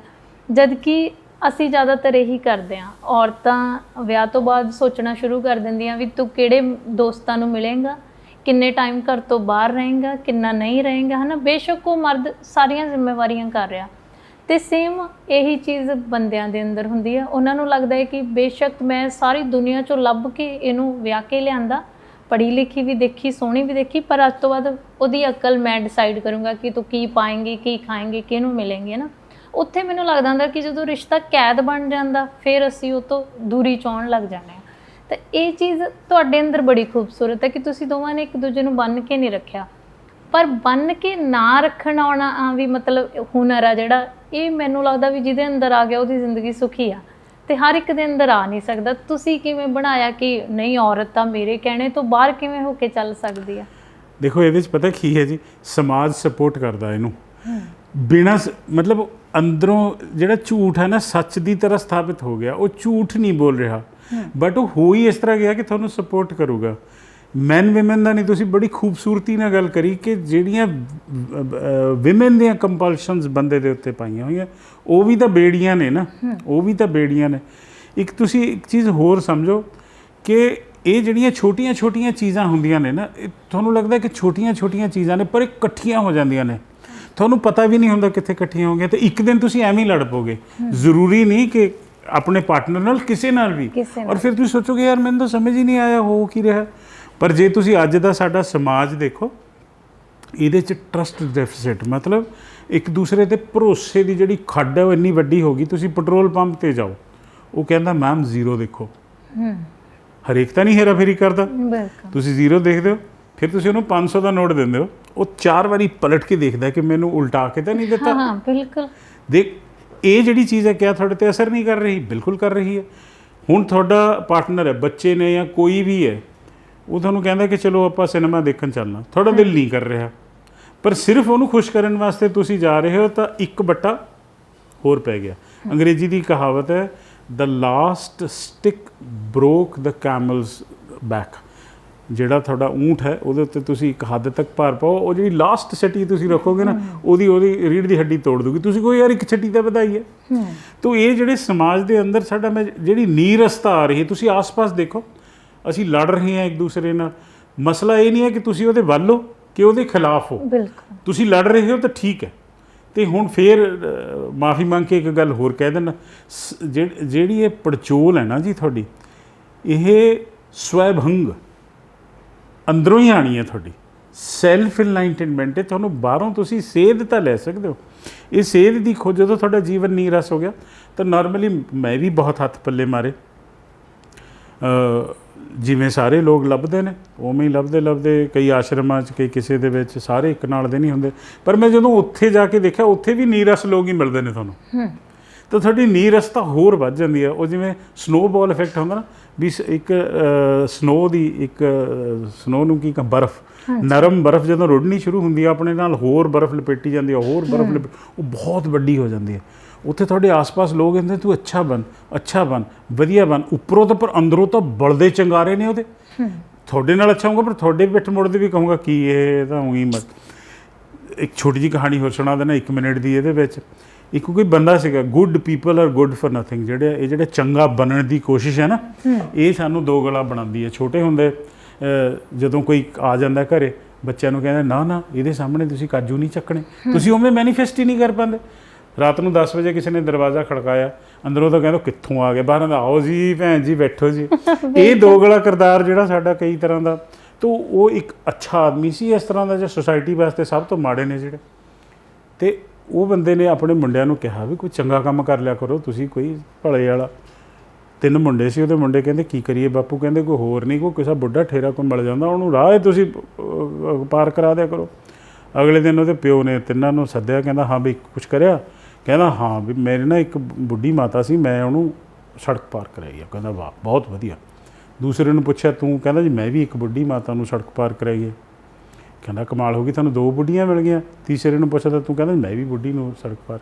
ਉਹ ਕਹਿੰਦਾ ਪਤੰਦਰੋਂ ਤੁਹਾਨੂੰ 3 ਬੁੱਢੀਆਂ ਕਿਵੇਂ ਮਿਲ ਗਈਆਂ? ਕਹਿੰਦਾ ਨਹੀਂ ਜੀ ਬੁੱਢੀ ਤਾਂ ਇੱਕੋ ਹੀ ਸੀਗੀ, ਇੱਕ ਚੌਥਾ ਬੰਦਾ ਵੀ ਸਾਨੂੰ ਬੁਲਾਉਣਾ ਪਿਆ, ਉਹ ਜਾਂਦੀ ਨਹੀਂ ਸੀ। 2 ਨੇ ਲੱਤਾਂ ਫੜੀਆਂ, 2 ਨੇ ਬਾਹਾਂ। ਤਾਂ ਯੂ ਬੀਇੰਗ ਗੁੱਡ ਲੋਕਾਂ ਵਾਸਤੇ ਪ੍ਰੋਬਲਮ ਬਣ ਜਾਂਦੀ ਹੈ। ਤਾਂ ਅੱਛਾ ਬਣਨ ਦੀ ਕੋਸ਼ਿਸ਼ ਨਾ ਕਰੋ। ਜੋ ਅਸੀਂ ਹਿਊਮਨ ਬੀਇੰਗ, ਸਾਡੇ ਮੂਡ ਸਵਿੰਗ ਹੋਣਗੇ, ਅਸੀਂ ਕਦੀ ਕਿਵੇਂ ਆ ਕਦੀ ਚੰਗੇ ਆ, ਜੱਜਮੈਂਟ ਨਾ ਲਿਖਣੇ ਸ਼ੁਰੂ ਕਰੀਏ। ਦੇਖੋ ਫਿਰ ਉਹੀ ਅੱਖਰ ਤੁਹਾਡਾ ਮੈਨੂੰ ਸਰਲੇਖ ਬਹੁਤ ਵਧੀਆ ਲੱਗਦਾ, ਮੁਹੱਬਤਨਾਮਾ। ਨਾਮਾ ਹੁੰਦਾ ਦਸਤਾਵੇਜ਼, ਮਤਲਬ ਇੱਕ ਡਾਕੂਮੈਂਟੇਸ਼ਨ। ਜੇ ਤੁਸੀਂ ਲਵ ਲੈਟਰ ਦੀ ਗੱਲ ਕਰੋਗੇ ਤਾਂ ਉਹ ਨਾਮਾ ਇਹ ਨਾ ਵਿਸਰ ਗਿਆ ਮੈਨੂੰ। ਅਤੇ ਜਾਂ ਜੇ ਤੁਸੀਂ ਗਮਨਾਮਾ ਲਿਖਦੇ ਹੋ, ਜਿਹੜੀਆਂ ਉਹ ਲਿਖਦੇ ਹੋ, ਨਾਮਾ ਇਹ ਸ਼ੌਕ, ਉਹ ਲਵ ਲੈਟਰ ਉਹ ਹੈ। ਇਹ ਪੂਰੀ ਦਾਸਤਾਨ ਹੈ, ਇਹ ਤੁਹਾਡੀਆਂ ਬਦਲਦੀਆਂ ਮੁਹੱਬਤਾਂ ਦੀ। ਜਦੋਂ ਤੁਸੀਂ ਪੈਦਾ ਹੋਏ, ਇਹ ਲੋੜ ਇਹਦੀ ਬੁਨਿਆਦ ਹੈ। ਕਹਿਣ ਸੁਣਨ 'ਚ ਚੰਗੀ ਨਾ ਲੱਗੇ, ਲੋਕ ਗੁੱਸਾ ਵੀ ਕਰਨ, ਪਰ ਬੁਨਿਆਦ ਇਹਦੀ ਜ਼ਰੂਰਤ ਹੈ। ਜਿਵੇਂ ਜ਼ਰੂਰਤਾਂ ਬਦਲਦੀਆਂ ਨੇ ਉਵੇਂ ਹੀ ਜ਼ਰੂਰਤਾਂ, ਪਹਿਲਾਂ ਮਾਂ ਦੀ ਲੋੜ ਹੈ। ਜਦੋਂ ਤੁਹਾਡੀ ਇੱਕ ਉਮਰ, ਸਰਟਨ ਉਮਰ ਆ ਗਈ, ਜਦੋਂ ਤੁਹਾਡੇ ਬਾਡੀ ਦੇ ਵਿੱਚ ਚੇਂਜਸ ਆਏ, ਹਾਰਮੋਨਸ ਟੇਕ ਓਵਰ ਕਰਦੇ ਆ, ਉਦੋਂ ਇਹ ਫਿਰ ਬਿਓ ਵਰਗੀ ਲੱਗਣ ਲੱਗ ਜਾਂਦੀ ਹੈ। ਫਿਰ ਜਦੋਂ ਇਹਦੇ ਨਾਲ ਤੁਹਾਨੂੰ 4 ਗੱਲਾਂ ਇਹਦੀਆਂ ਫਿੱਟ ਨਹੀਂ ਲੱਗਦੀਆਂ, ਫਿਰ ਕਿਸੇ ਹੋਰ ਪਾਸੇ ਨੂੰ ਚੱਲ ਪੈਂਦਾ। ਤਾਂ ਇਨਸਾਨ ਦੀ ਜਿਹੜੀ ਤਾਕਤ ਹੈ ਉਹੀ ਉਹਦੀ ਕਮਜ਼ੋਰੀ ਹੈ ਕਿ ਉਹਨੂੰ ਸਜਗ ਹੋਣਾ ਪੈਣਾ। ਹੁਣ ਕੈਮਰੇ ਵਾਲੇ ਬੈਠੇ ਨੇ, ਇਹਨਾਂ ਨੂੰ ਸਤਰਕ ਹੋਣਾ ਪੈਣਾ, ਨਹੀਂ ਗੜਬੜ ਹੋ ਜੂਗੀ। ਹਰ ਚੀਜ਼ ਵਾਸਤੇ ਤੁਹਾਨੂੰ ਸਤਰਕ ਹੋਣਾ ਪੈਣਾ। ਅਤੇ ਜਿਹੜੇ ਰਿਸ਼ਤੇ ਨੇ ਇਹ ਮੈਨੇਜ ਹੁੰਦੇ ਨੇ, ਤਾਂ ਰਿਸ਼ਤੇ ਤੁਹਾਨੂੰ ਮੈਨੇਜ ਤਾਂ ਹੀ ਹੋਣਗੇ ਜੇ ਦੂਸਰੇ ਨੂੰ ਰਿਸਪੈਕਟ ਕਰੋਗੇ। ਰਿਸਪੈਕਟ ਦਾ ਮਤਲਬ ਇਹ ਨਹੀਂ ਕਿ ਉਹਨੂੰ ਰੱਬ ਵਾਂਗੂ ਪੂਜਣ ਲੱਗ ਜਾਓ, ਬਿਲਕੁਲ, ਜਾਂ ਅਸੀਂ ਬਿਲਕੁਲ ਟੋਟਲੀ ਉਹਦੇ ਅਧੀਨ ਹੋ ਜਾਈਏ। ਇਹ ਵੀ ਮੁਹੱਬਤ ਜਾਂ ਰਿਸਪੈਕਟ ਨਹੀਂ ਹੁੰਦੀ, ਹੈ ਨਾ। ਕਿਉਂਕਿ ਬਹੁਤ ਸਾਰੀਆਂ ਚੀਜ਼ਾਂ ਨੂੰ ਤੁਸੀਂ ਉਦੋਂ ਤੱਕ ਲੰਮਾ ਨਹੀਂ ਲਿਜਾ ਸਕਦੇ ਜਦੋਂ ਤੱਕ ਤੁਹਾਡੀ ਖੁਸ਼ੀ ਨਹੀਂ ਜੁੜੀ ਹੁੰਦੀ, ਔਰ ਕਿਸੇ ਦੇ ਅਧੀਨ ਰਹਿ ਕੇ ਮੈਨੂੰ ਲੱਗਦਾ ਕੋਈ ਇਨਸਾਨ ਲੰਮਾ ਸਮਾਂ ਖੁਸ਼ ਨਹੀਂ ਰਹਿ ਸਕਦਾ, ਹੈ ਨਾ। ਮੈਮ ਤੁਸੀਂ ਜਿਵੇਂ ਬਹੁਤ ਸਾਰੇ ਪਰਿਵਾਰਾਂ 'ਚ ਹੁਣ ਤੁਸੀਂ ਆਪਣਾ ਬਿਜ਼ਨਸ ਵੀ ਕਰ ਰਹੇ ਹੋ ਨਾ, ਬੱਚੇ ਵੀ ਆਪਣੇ ਆਪਣੇ ਪੈਰਾਂ 'ਤੇ ਖੜੇ ਨੇ, ਉਹਨਾਂ ਨੂੰ ਤੁਸੀਂ ਇਹ ਫਰੀडम ਦਿੱਤੀ ਆ, ਤਾਂ ਬਹੁਤ ਸਾਰੇ ਪਰਿਵਾਰਾਂ ਦੇ ਵਿੱਚ ਇਹ ਹੁੰਦਾ ਕਿ ਇਹ ਫੈਸਲਾ ਔਰਤ ਨਹੀਂ ਕਰੂਗੀ, ਬੰਦਾ ਕਰੇਗਾ, ਹੈ ਨਾ। ਤਾਂ ਤੁਸੀਂ ਬੱਚਿਆਂ ਲਈ ਬਿਲਕੁਲ ਉਹੋ ਜਿਹੇ ਫੈਸਲੇ ਲਏ ਨੇ ਜਿਹੜੇ ਮੈਨੂੰ ਲੱਗਦਾ ਹੁੰਦਾ ਵੀ ਪੰਜਾਬੀ ਕਮਿਊਨਿਟੀ 'ਚ ਹਾਲੇ ਅਸੀਂ ਬਹੁਤ ਸਮਾਂ ਲੱਗੇਗਾ ਉਹ ਚੀਜ਼ਾਂ ਦੇਖਣ ਨੂੰ। ਤਾਂ ਇਹ ਤੁਹਾਡਾ ਦੋਵਾਂ ਦੇ ਹੀ ਫੈਸਲੇ ਸੀ ਜਾਂ ਤੁਹਾਨੂੰ ਸੀਗਾ ਕਿ ਨਹੀਂ, ਕਈ ਵਾਰੀ ਔਰਤਾਂ ਨੂੰ ਹੁੰਦਾ ਵੀ ਜੋ ਮੈਂ ਜ਼ਿੰਦਗੀ 'ਚ ਸਫ਼ਰ ਕੀਤਾ ਉਹ ਮੈਂ ਨਿਆਣਿਆਂ ਨੂੰ ਨਹੀਂ ਕਰਨ ਦਊਂਗੀ, ਹੈ ਨਾ। ਸਾਡੀ ਇੱਕ ਫੇਵਰੇਟ ਲਾਈਨ ਹੁੰਦੀ ਹੈ ਵੀ ਨਿਆਣਿਆਂ ਲਈ ਤਾਂ ਮੈਂ ਹੁਣ ਤੱਕ ਸਹਿੰਦੀ ਆਈ ਹਾਂ, ਤੇ ਇਹ ਫੈਸਲੇ ਦੋਵਾਂ ਦੇ ਸੀ ਜਾਂ ਫਿਰ? ਸਾਡੇ ਦੋਵਾਂ ਦੇ ਹੀ ਸੀਗੇ, ਬਿਕੋਜ਼ ਇਹਨਾਂ ਦਾ ਵੀ ਖੁੱਲੀ ਸੋਚ ਬਹੁਤ ਜ਼ਿਆਦਾ ਹੈਗੀ ਹੈ, ਮਤਲਬ ਮੇਰੇ ਨਾਲੋਂ ਵੀ ਜ਼ਿਆਦਾ ਖੁੱਲੀ ਸੋਚ ਹੈਗੀ ਹੈ। ਤਾਂ ਇਹ ਮਤਲਬ ਉਹ ਬੰਨਣ ਦੇ ਵਿੱਚ ਬਿਲੀਵ ਨਹੀਂ ਕਰਦੇ, ਇਹ ਕਹਿੰਦੇ ਜੋ ਮਨ ਦੀ ਕਰਦਾ ਨਾ ਬੰਦਾ ਉਹ ਕਰੇ। ਜਿਵੇਂ ਕਹਿੰਦੇ ਕੰਮ ਬੱਚਿਆਂ ਨੂੰ ਜਿਵੇਂ ਕੰਮ ਵਾਸਤੇ ਵੀ ਕੀਤਾ ਗਿਆ ਵੀ ਜੇ ਤੁਸੀਂ ਇੰਜੋਏ ਕਰ ਰਹੇ ਹੋ ਤਾਂ ਕਰੋ, ਤਾਂ ਉਹੀ ਚੀਜ਼ ਅਸੀਂ ਲਾਈਫ ਦੇ ਵਿੱਚ ਵੀ ਕੀਤੀ ਹੈ ਵੀ ਤੁਸੀਂ ਜੋ ਕਰਨਾ ਚਾਹੁੰਦੇ ਹੋ ਉਹ ਕਰੋ। ਕਦੀ ਅਸੀਂ ਬੱਚਿਆਂ ਉੱਤੇ ਉਹ ਨਹੀਂ ਕੀਤਾ ਵੀ ਉਹ ਫਸਟ ਆ ਜਾ, ਸੈਕਿੰਡ ਆ ਜਾ, ਜਿਵੇਂ ਪੇਰੈਂਟਸ ਹੁੰਦਾ ਨਾ ਸਕੂਲ ਵਿੱਚ ਜਾ ਕੇ ਵੀ ਤੈਨੂੰ ਫਸਟ ਹੀ ਆਉਣਾ ਪਊਗਾ, ਤੈਨੂੰ ਉਹ ਕਰਨਾ, ਅਸੀਂ ਕਦੀ ਪ੍ਰੈਸ਼ਰ ਨਹੀਂ ਕੀਤਾ। ਸਗੋਂ ਮੇਰੀ ਬੇਟੀ ਨਾਲ ਤਾਂ ਇਹ ਹਾਲ ਸੀਗਾ ਕਿ ਉਹਨੂੰ ਮੈਨੂੰ ਕਹਿਣਾ ਪੈਂਦਾ ਸੀ ਮਾਤਾ ਜੀ ਪਲੀਜ਼ ਤੁਸੀਂ ਰਿਵੀਜ਼ਨ ਛੱਡ ਦਿਓ, ਮਤਲਬ ਉਹਨੂੰ ਹੁੰਦਾ ਸੀ ਮੈਂ 5 ਰਿਵੀਜ਼ਨ, ਮੰਮਾ ਮੇਰੀ 5 ਰਿਵੀਜ਼ਨਸ ਹੋਈਆਂ, ਤਾਂ ਮੈਂ ਕਿਹਾ ਯਾਰ ਬਹੁਤ ਹੋ ਗਈਆਂ, ਛੱਡ ਦੇ ਹੁਣ, ਮਤਲਬ ਉਸ ਤਰ੍ਹਾਂ ਦਾ ਸੀਗਾ। ਤੇ ਇਹੋ ਜਿਹੀ ਸਾਡੇ ਆਪਸ ਦੇ ਵਿੱਚ ਕਦੀ ਹੋਈ ਨਹੀਂ ਗੱਲਾਂ ਕਿ ਅਸੀਂ ਕੋਈ ਬਾਈਂਡਿੰਗ ਕਿਸ ਤੇ ਪਾਈ ਹੋਵੇ ਜਾਂ ਕਿਸ ਤਰ੍ਹਾਂ ਜਿਸ ਤਰ੍ਹਾਂ ਠੀਕ ਲੱਗਦਾ ਲੈਟ ਇਟ ਗੋ। ਹਾਂਜੀ, ਤਾਂ ਮੈਨੂੰ ਕੰਮ ਦੇ ਵਿੱਚ ਵੀ ਇਸ ਤਰ੍ਹਾਂ ਕਦੀ ਨਹੀਂ ਕੀਤਾ ਗਿਆ ਕਿ ਤੂੰ ਇੰਝ ਕਰ ਉਂਝ ਕਰ ਜਾਂ ਦੱਸਿਆ ਗਿਆ, ਇਟਸ ਲਾਈਕ ਦੈਟ ਓਨਲੀ। ਮਤਲਬ ਕਿ ਬੜਾ ਸਾਨੂੰ ਇੱਕ ਸੁਖਾਵਾਂ ਜਿਹਾ ਮਾਹੌਲ ਹੁੰਦਾ ਨਾ, ਉਹੋ ਜਿਹਾ ਰਿਹਾ ਸਾਰਿਆਂ ਲਈ। ਲਾਈਫ ਇੰਨੀ ਮੁਸ਼ਕਿਲ ਹੈ ਨਹੀਂ, ਮੈਂ ਪਤਾ ਨਹੀਂ ਤੁਸੀਂ ਕੁਝ ਕਹਿਣ ਲੱਗੇ ਸੀਗੇ, ਲਾਈਫ ਨੂੰ ਅਸੀਂ ਕੰਪਲਿਕੇਟ ਕਰ ਦਿੰਦੇ ਹਾਂ। ਸਹੀ ਗੱਲ ਆ, ਕਿਉਂਕਿ ਮੈਨੂੰ ਲੱਗਦਾ ਵੀ ਸਾਨੂੰ ਨਾ ਸ਼ੁਰੂ ਤੋਂ ਹੀ ਦਿੱਤਾ ਜਾਂਦਾ ਹੈ ਕਿ ਸਾਡੇ ਤੇ ਕਿਸੇ ਹੋਰ ਦਾ ਪਰਛਾਵਾਂ ਤਮਾਮ ਉਮਰ ਰਹੇਗਾ, ਸਾਡਾ ਪਰਛਾਵਾਂ ਵੀ ਕਿਸੇ ਹੋਰ ਤੇ ਤਮਾਮ ਉਮਰ ਰਹਿਣਾ ਚਾਹੀਦਾ, ਹੈ ਨਾ। ਬੇਸ਼ੱਕ ਉਹਦੇ ਖੰਭ ਨੇ ਜਿਹੜੇ ਸਾਡੇ ਨਾਲੋਂ ਵੀ ਸਟਰੋਂਗ ਹੋਣ ਉੱਡਣ ਲਈ, ਤੇ ਪਰ ਅਸੀਂ ਪਕੜ ਆ ਜਿਹੜੀ ਆਪਣੀ ਹਮੇਸ਼ਾ ਰੱਖਣਾ ਚਾਹੁੰਦੇ ਹਾਂ। ਇਹ ਬੜੀ ਛੋਟੀ ਜਿਹੀ ਗੱਲ ਆ, ਜਿਵੇਂ ਮੈਮ ਨੇ ਕਿਹਾ ਵੀ ਅਸੀਂ ਫਰੀडम ਦਿੱਤੀ ਹੈ ਬੱਚਿਆਂ ਨੂੰ, ਪਰ ਤੁਹਾਡੀ ਜਿਹੜੀ ਇੱਕ ਗੱਲ ਮੈਂ ਪਿਛਲੀ ਵਾਰ ਸੁਣੀ ਸੀਗੀ ਕਿ ਤੁਸੀਂ ਆਪਣੀ ਜਿਹੜੀ ਜੋ ਕੁਛ ਵੀ ਤੁਹਾਡੇ ਕੋਲ ਹੈ ਜ਼ਿੰਦਗੀ ਦੀ ਕਮਾਈ, ਹੈ ਨਾ, ਉਹ ਤੁਸੀਂ ਸਾਰਿਆਂ 'ਚ ਵੰਡਤੀ। ਇਸ ਸਟੇਜ ਤੇ ਹਲੇ ਮਹਿਜ ਮੈਨੂੰ ਲੱਗਦਾ ਤੁਸੀਂ 60 ਤੋਂ ਥੱਲੇ ਹੋਵੋਗੇ। 56 ਹਾਂ, ਤਾਂ ਇਹ ਫੈਸਲਾ ਤਾਂ ਮੈਨੂੰ ਬਿਲਕੁਲ ਹੀ ਡਿਫਰੈਂਟ ਲੱਗਿਆ, ਕਿਉਂਕਿ ਇਹ ਤਾਂ ਮੈਂ ਉਹ ਲੋਕ ਵੀ ਦੇਖੇ ਨੇ ਜਿਹੜੇ ਪਿਓ ਦਾਦਿਆਂ ਦੀ ਡੈਥ ਤੋਂ ਬਾਅਦ ਕਚਹਿਰੀਆਂ 'ਚ ਫਿਰਦੇ ਹੁੰਦੇ ਆ ਕਿ ਹਲੇ ਜਿਹੜੀ ਪ੍ਰੋਪਰਟੀ ਆ ਉਹ ਮੇਰੇ ਨਾਂ ਲੱਗਣੀ ਆ ਜਾਂ ਮੈਨੂੰ ਹਲੇ ਕੁਝ ਵੀ ਮਿਲਿਆ ਨਹੀਂ, ਹੈ ਨਾ। ਸਾਡੀ ਇੱਕ ਰਿਸ਼ਤੇਦਾਰੀ 'ਚ ਸੀ ਜਿੱਥੇ ਸਾਨੂੰ ਪਤਾ ਲੱਗਿਆ ਕਿ ਉਹ ਭਾਜੀ ਦੀ ਡੈਥ ਹੋਣ ਤੋਂ ਬਾਅਦ ਇਹ ਚੀਜ਼ ਪਤਾ ਚੱਲੀ ਕਿ ਹਲੇ ਜਿਹੜੀ ਉਹਨਾਂ ਦੀ ਪ੍ਰੋਪਰਟੀ ਆ ਉਹ ਉਹਨਾਂ ਦੇ ਦਾਦਾ ਜੀ ਦੇ ਨਾਂ 'ਤੇ ਹਲੇ ਬੋਲਦੀ ਆ, ਹੈ ਨਾ। ਤੇ ਇਹ ਫੈਸਲਾ ਕਰਨਾ ਬਹੁਤ ਅਲੱਗ ਸੀਗਾ। ਦੇਖੋ ਇਹਦੇ 'ਚ ਨਾ ਭੈਣ ਜੀ ਇੱਕ ਗੱਲ ਤੁਹਾਨੂੰ ਮੈਂ ਕਹੂੰਗਾ, ਇਹ ਵਰਡ ਜਿਹੜਾ ਅਸੀਂ ਕਹਿੰਦੇ ਫਰੀडम ਦਿੱਤਾ, ਮੈਨੂੰ ਇਹਦੇ 'ਤੇ ਥੋੜ੍ਹਾ ਜਿਹਾ ਇਤਰਾਜ਼ ਹੈ। ਬੱਚੇ ਤੁਹਾਡੇ ਥਰੂ ਆਉਂਦੇ ਨੇ ਪਰ ਉਹ ਤੁਹਾਡੀ ਪ੍ਰੋਪਰਟੀ ਨਹੀਂ ਹੈਗੇ, ਕਿਉਂਕਿ ਉਹ ਧਰਤੀ 'ਤੇ ਤੁਹਾਡੇ ਆਸ-ਪਾਸ ਆਏ ਤਾਂ ਉਹਨਾਂ ਵਾਸਤੇ ਤੁਹਾਡਾ ਕੁਝ ਬਣਦਾ ਵੀ ਤੁਸੀਂ ਕਰੋ ਨਾ ਕਰੋ, ਕੋਈ ਜ਼ਰੂਰੀ ਨਹੀਂ। ਦਾਦੇ ਦੀ ਪ੍ਰਾਪਰਟੀ 'ਚ ਪੋਤੇ ਦਾ ਹੱਕ ਜਾਂ ਪੋਤੀ ਦਾ ਹੱਕ ਹੁੰਦਾ, ਪਿਓ ਦੀ ਪ੍ਰਾਪਰਟੀ ਦੇ ਵਿੱਚ ਕਿਸੇ ਦਾ ਹੱਕ ਨਹੀਂ ਹੁੰਦਾ, ਉਹ ਚਾਹੇ ਚੈਰਿਟੀ ਨੂੰ ਦੇ ਦੇ ਚਾਹੇ ਕੁਛ ਦੇ ਦੇਵੇ। ਜਿਵੇਂ ਮੈਂ ਪਹਿਲਾਂ ਕਿਹਾ, ਮੈਂ ਦੁਬਾਰਾ ਕਹਿਣਾ, ਸਕਸੈਸ ਦਾ ਕੋਈ ਫਾਰਮੂਲਾ ਹੈ ਨਹੀਂ।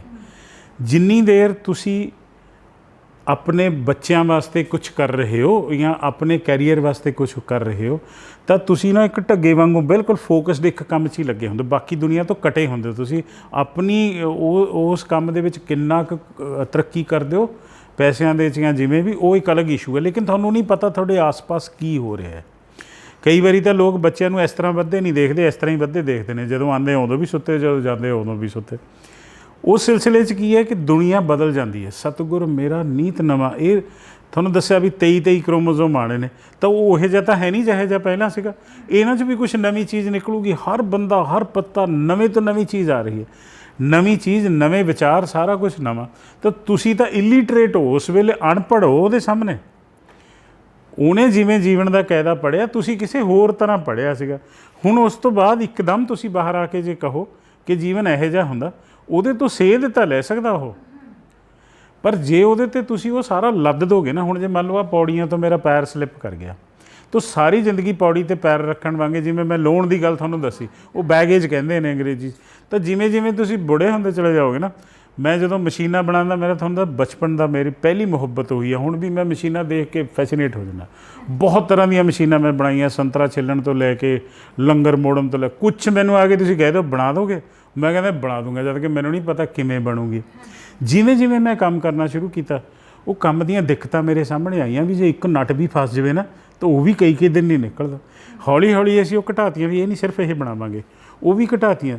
ਤਾਂ ਸੁਕਰਾਤ ਇਹ ਕਹਿੰਦਾ ਸੀਗਾ, ਕਹਿੰਦਾ ਜਦੋਂ ਮੈਂ ਛੋਟਾ ਸੀਗਾ ਨਾ ਅਤੇ ਮੈਂ ਹੰਡਾਇਆ ਉਹ ਚੀਜ਼, ਮੈਂ ਸਮਝ ਰਿਹਾ ਇੱਕ ਤਾਂ ਹੁੰਦਾ ਨਾ ਤੁਸੀਂ ਕਹਿੰਦੇ ਹੋ, ਉਹ ਕਹਿੰਦਾ ਜਦੋਂ ਮੈਂ ਛੋਟਾ ਸੀ ਮੈਨੂੰ ਇਹ ਲੱਗਦਾ ਸੀ ਮੈਨੂੰ ਸਭ ਕੁਛ ਆਉਂਦਾ। ਕਹਿੰਦਾ ਜਦੋਂ ਮੈਂ ਜਵਾਨ ਹੋਇਆ ਮੈਨੂੰ ਲੱਗਦਾ ਮੈਨੂੰ ਕੁਛ ਆਉਂਦਾ, ਕੁਛ ਨਹੀਂ ਆਉਂਦਾ। ਜਦੋਂ ਕਹਿੰਦਾ ਹੁਣ ਮੈਂ ਇਸ ਉਮਰ 'ਚ ਆ ਗਿਆ ਮੈਨੂੰ ਲੱਗਦਾ ਮੈਨੂੰ ਕੁਛ ਵੀ ਨਹੀਂ ਆਉਂਦਾ। ਤਾਂ ਜੇ ਤੁਸੀਂ ਇਮਾਨਦਾਰੀ ਆਪਣੇ ਆਪ ਨਾਲ ਇਮਾਨਦਾਰ ਹੋ, ਪਹਿਲਾਂ ਤਾਂ ਤੁਸੀਂ ਜੇ ਇਮਾਨਦਾਰੀ ਨਾਲ ਅੱਜ ਖੜੇ ਹੋ ਕੇ ਕਹਿੰਦੇ ਹੋ ਕਿ ਮੈਨੂੰ ਸਭ ਕੁਛ ਆਉਂਦਾ, ਤਾਂ ਤੁਸੀਂ ਭੁਲੇਖੇ 'ਚ ਹੋ। ਹਾਂਜੀ, ਕਿਉਂਕਿ ਸਾਰਾ ਕੁਝ ਚੇਂਜ ਹੋ ਗਿਆ, ਬਿਲਕੁਲ ਸਾਰਾ ਕੁਝ ਚੇਂਜ ਹੋ ਗਿਆ। ਤਾਂ ਉਹਦਾ ਜ਼ਿਆਦਾ ਐਕਸਪੋਜ਼ਰ ਬੱਚਿਆਂ ਦਾ। ਤੁਸੀਂ ਬੱਚਿਆਂ ਨੂੰ ਜਦੋਂ ਓਵਰ ਪ੍ਰੋਟੈਕਟਿਵ ਹੋ ਜਾਂਦੇ ਹੋ, ਓਵਰ ਪੋਜੈਸਿਵ ਹੋ ਜਾਂਦੇ ਹੋ, ਉਹ ਮੁਖਤਿਆਰਨਾਮਾ is the right word for that, ਉਹ ਜਿੰਨਾ ਤੁਸੀਂ ਹੋ ਜਾਂਦੇ ਹੋ ਉਹਨਾਂ ਤੁਸੀਂ ਉਹਨਾਂ ਨੂੰ ਘਰ ਦਾ ਕੁੱਤਾ, ਉਹ ਕਹਿੰਦੇ ਨਾ ਕੁੱਤਾ ਨਾ ਘਰ ਦਾ ਨਾ ਘਾਟ ਦਾ, ਉਹ ਵਾਲਾ ਸਿਸਟਮ ਹੈ। ਉਹ ਨਵੇਂ ਸਿਸਟਮ ਨੂੰ ਉਹ ਸਮਝਣ ਦੀ ਕੋਸ਼ਿਸ਼ ਨਹੀਂ ਕਰ ਰਹੇ। ਹੁਣ ਬੇਟੀ ਜਿਹੜਾ ਕੰਮ ਕਰ ਰਹੀ ਹੈ ਉਹ ਵਿਲੱਖਣ ਤਰ੍ਹਾਂ ਦਾ ਕੰਮ ਕਰ ਰਹੀ ਹੈ। ਜਿਹੜਾ ਕੋਈ ਨਵਾਂ ਕੰਮ ਕਰੋਗੇ ਉਹਦੇ 'ਚ ਹੀ ਨਵੀਂ ਸੋਚ ਆਊਗੀ। ਬੇਟਾ ਵੀ ਉਸ ਤਰ੍ਹਾਂ ਦਾ ਹੀ ਕੁਛ ਕਰ ਰਿਹਾ, ਇਹ ਵੀ ਕੁਛ ਇਹੋ ਜਿਹਾ ਕਰੀ ਜਾਂਦੀ ਹੈ, ਤਾਂ ਨਵੀਂ ਕੋਈ ਖੇਡ ਕੱਢ ਕੇ ਲੈ ਕੇ ਆਉਂਦੀ ਹੈ। ਇਹ ਸੋਚਦੀ ਵੀ ਨਹੀਂ, ਠਾਹ ਕਰਕੇ ਕਰ ਦਿੰਦੀ ਹੈ, ਕਿਉਂਕਿ ਜੋ ਹੋਣਾ ਉਹ ਤਾਂ ਸਮਾਂ ਦੱਸੂਗਾ ਨਾ। ਜੇ ਤੁਸੀਂ ਸੋਚੀ ਗਏ ਤਾਂ ਕੁਛ ਕਰ ਹੀ ਨਹੀਂ ਸਕਦੇ।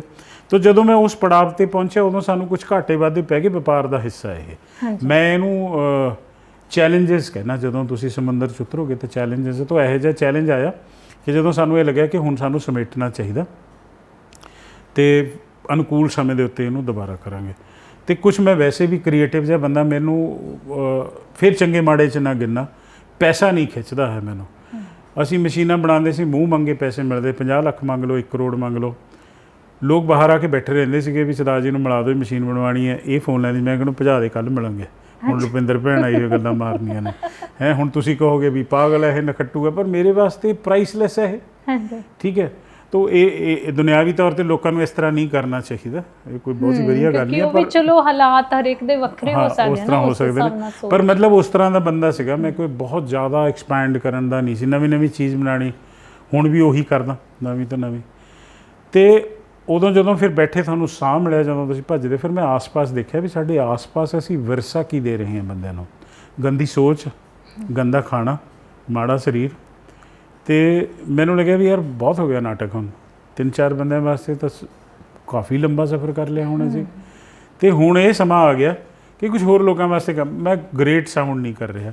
ਜਦੋਂ ਤੁਸੀਂ ਕਿਸੇ ਵਾਸਤੇ ਕੁਝ ਕਰਦੇ ਹੋ, ਔਰ ਅਸੀਂ ਫੁਕਰੇ ਜਿਹੇ ਬੰਦੇ ਹਾਂ ਪੰਜਾਬੀ ਦੇ, ਵੈਸੇ ਹੋ ਗਏ ਭਾਜੀ ਕਮਾਲ ਕਰਤੀ, ਸਾਡੀ ਖੁਰਾਕ ਪੂਰੀ ਹੋ ਗਈ, ਉਹ ਫੀਲਿੰਗ ਪੂਰੀ ਹੋ ਗਈ। ਅਤੇ ਉਦੋਂ ਫਿਰ ਮੈਂ ਇਹ ਡਿਸਾਈਡ ਕਰਿਆ ਕਿ ਵੀ ਹੁਣ ਇਹ ਪੈਸਿਆਂ ਦੇ ਨਾਲ ਜੋ ਵੀ ਸਾਡੇ ਕੋਲ ਹੈਗੇ ਨੇ, ਉਹਨੂੰ ਜ਼ਿਆਦਾ ਸਮਝ ਲਓ, ਉਹਨੂੰ ਘੱਟ ਸਮਝ ਲਓ। ਇਹ ਸਭ ਨੂੰ ਮੌਕਾ ਮਿਲਣਾ ਚਾਹੀਦਾ ਬਰਾਬਰ। ਤਾਂ ਸਾਰਿਆਂ ਨੂੰ ਪੈਸੇ ਬਰਾਬਰ ਵੰਡ ਕੇ FDRs ਕਰਾਤੀਆਂ ਕਿ ਇਹਨੂੰ ਜ਼ਿਆਦਾ ਸਮਝ ਲਓ, ਇਹਨੂੰ ਘੱਟ ਸਮਝ ਲਓ। ਮੇਰੇ ਨਾਲ ਪੰਗਾ ਨਹੀਂ ਲੈਣਾ ਹੁਣ, ਜਦ ਤੱਕ ਕੋਈ ਮੂਵਮੈਂਟ ਆਫ ਕ੍ਰਾਈਸਿਸ ਨਹੀਂ ਆਉਂਦਾ। ਠੀਕ ਹੈ, ਜਿਹੜੀ ਤੁਹਾਡੇ ਕੋਲ 20-30 ਲੱਖ ਵਾਲੀ ਕਾਰ ਹੈ, ਜੇ ਵਿਕੀ ਤਾਂ ਨਹੀਂ ਫੋਨ ਕਰਨਾ, ਜੇ 2 ਕਰੋੜ ਵਾਲੀ ਲਿਆਂਦੀ ਤਾਂ ਨਹੀਂ ਫੋਨ ਕਰਨਾ। ਕੋਈ ਮੂਵਮੈਂਟ ਆਫ ਕ੍ਰਾਈਸਿਸ ਕੁਦਰਤ ਜੇ ਲੈ ਕੇ ਆਉਂਦੀ ਹੈ, ਫਿਰ ਮੈਂ ਹਾਜ਼ਰ ਹਾਂ। ਅਤੇ ਸ਼ਾਬਾਸ਼ ਹੈ ਇਹਨਾਂ ਦੀ, ਇਹਨਾਂ ਨੇ ਮੈਨੂੰ ਛੇੜਿਆ ਵੀ ਨਹੀਂ। ਉਸ ਤੋਂ ਬਾਅਦ ਫਿਰ ਮੈਂ ਆਪਣੀ ਹੋਰ ਭਟਕਣਾ, ਵਾਤਾਵਰਨ, ਇਹ ਉਹ ਸਾਰੀਆਂ ਚੀਜ਼ਾਂ ਦੇ ਵਿੱਚ ਨਿਕਲ ਗਿਆ, ਅਤੇ ਮੈਂ ਆਪਣੇ ਜੀਵਨ ਦੇ ਵਿੱਚ ਆਨੰਦ ਲੈ ਰਿਹਾ ਹਾਂ। ਤਾਂ ਮੈਨੂੰ ਇਹ ਲੱਗਿਆ ਕਿ ਹੁਣ ਇਹ ਜਿਹੜਾ ਹਿੱਸਾ ਹੈਗਾ, ਇਹਦੇ 'ਤੇ ਇਹਨਾਂ ਦਾ ਹੱਕ ਹੈ। ਔਰ ਉਹ ਇੰਨੇ ਜ਼ਿਆਦਾ ਕੌਨਸ਼ੀਅਸ ਹੋ ਕੇ, ਔਰ ਇੰਨੀ ਅਕਲਮੰਦੀ ਨਾਲ ਕੋਈ ਗਵਾਉਂਦਾ ਨਹੀਂ, ਅਤੇ ਬੇਵਕੂਫ ਹੋ ਕੇ ਤਾਂ ਕੋਈ, ਉਹ ਤਾਂ ਸਮੇਂ ਦਾ ਹੇਰ ਫੇਰ ਹੈ। ਤਾਂ ਮੇਰੇ ਤਜਰਬੇ ਜਿਹੜੀ ਮੇਰੀ ਜ਼ਿੰਦਗੀ ਦੇ ਨਾਲ ਰਹੇ, ਉਹ ਇਹੀ ਰਹੇ ਨੇ ਕਿ ਤੁਸੀਂ ਆਪਣੇ ਮੁਹੱਬਤਨਾਮਿਆਂ ਨੂੰ ਸਮਝੋ, ਔਰ ਇਹ ਸਮਝੋ ਕਿ ਇਹ ਐਗਰੀਮੈਂਟਸ ਨੇ, ਨੀਡ ਬੇਸਡ ਐਗਰੀਮੈਂਟ ਨੇ। ਜਿਵੇਂ ਤੁਹਾਡਾ ਸਰੀਰ ਬਦਲਦਾ, ਜਿਵੇਂ ਸਮਾਂ ਬਦਲਦਾ, ਇਹ ਬਦਲਦੀਆਂ ਨੇ ਚੀਜ਼ਾਂ। ਪਰ ਜਦੋਂ ਤੁਸੀਂ ਉਹਦੇ ਨਾਲ ਚੱਲ ਰਹੇ ਸੀਗੇ, ਉਦੋਂ ਦੀ ਰਿਸਪੈਕਟ ਲੈ ਕੇ ਅੱਗੇ ਚੱਲੋ।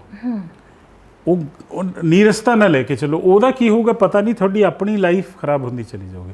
ਅਤੇ ਫਿਰ ਜੇ ਤੁਸੀਂ ਇਹ ਸਮਝ ਲੈਂਦੇ ਹੋ ਜੀ, ਅਤੇ ਨਾ ਗਮਨਾਮੇ ਲਿਖੇ ਜਾਣੇ ਨੇ ਤੁਹਾਡੇ, ਅਤੇ ਨਾ ਤੁਹਾਡੇ ਤਲਾਕਨਾਮੇ ਲਿਖੇ ਜਾਣੇ ਨੇ, you will sail through life wonderfully ਬਿਨਾਂ ਸਟਿੰਗ ਹੋਏ। ਤਾਂ ਮੈਨੂੰ ਤਾਂ ਇਹੀ ਲੱਗਦਾ ਜੀ। ਅਤੇ ਬੱਚਿਆਂ ਨੂੰ ਵੀ ਤੁਹਾਨੂੰ ਬਹੁਤੀ ਪਕੜ ਜਕੜ 'ਚ ਨਹੀਂ ਰੱਖਣਾ ਚਾਹੀਦਾ। ਅਤੇ ਤੁਹਾਡੀ ਪ੍ਰਾਪਰਟੀ ਨਹੀਂ ਹੈ ਉਹ, ਤੁਸੀਂ ਇਹ ਗੱਲ ਸਮਝੋ, ਸਿਰਫ ਤੁਹਾਡੇ ਸਾਥੀ ਨੇ ਤੁਹਾਡੇ ਨਾਲ ਚੱਲਣ ਵਾਲੇ।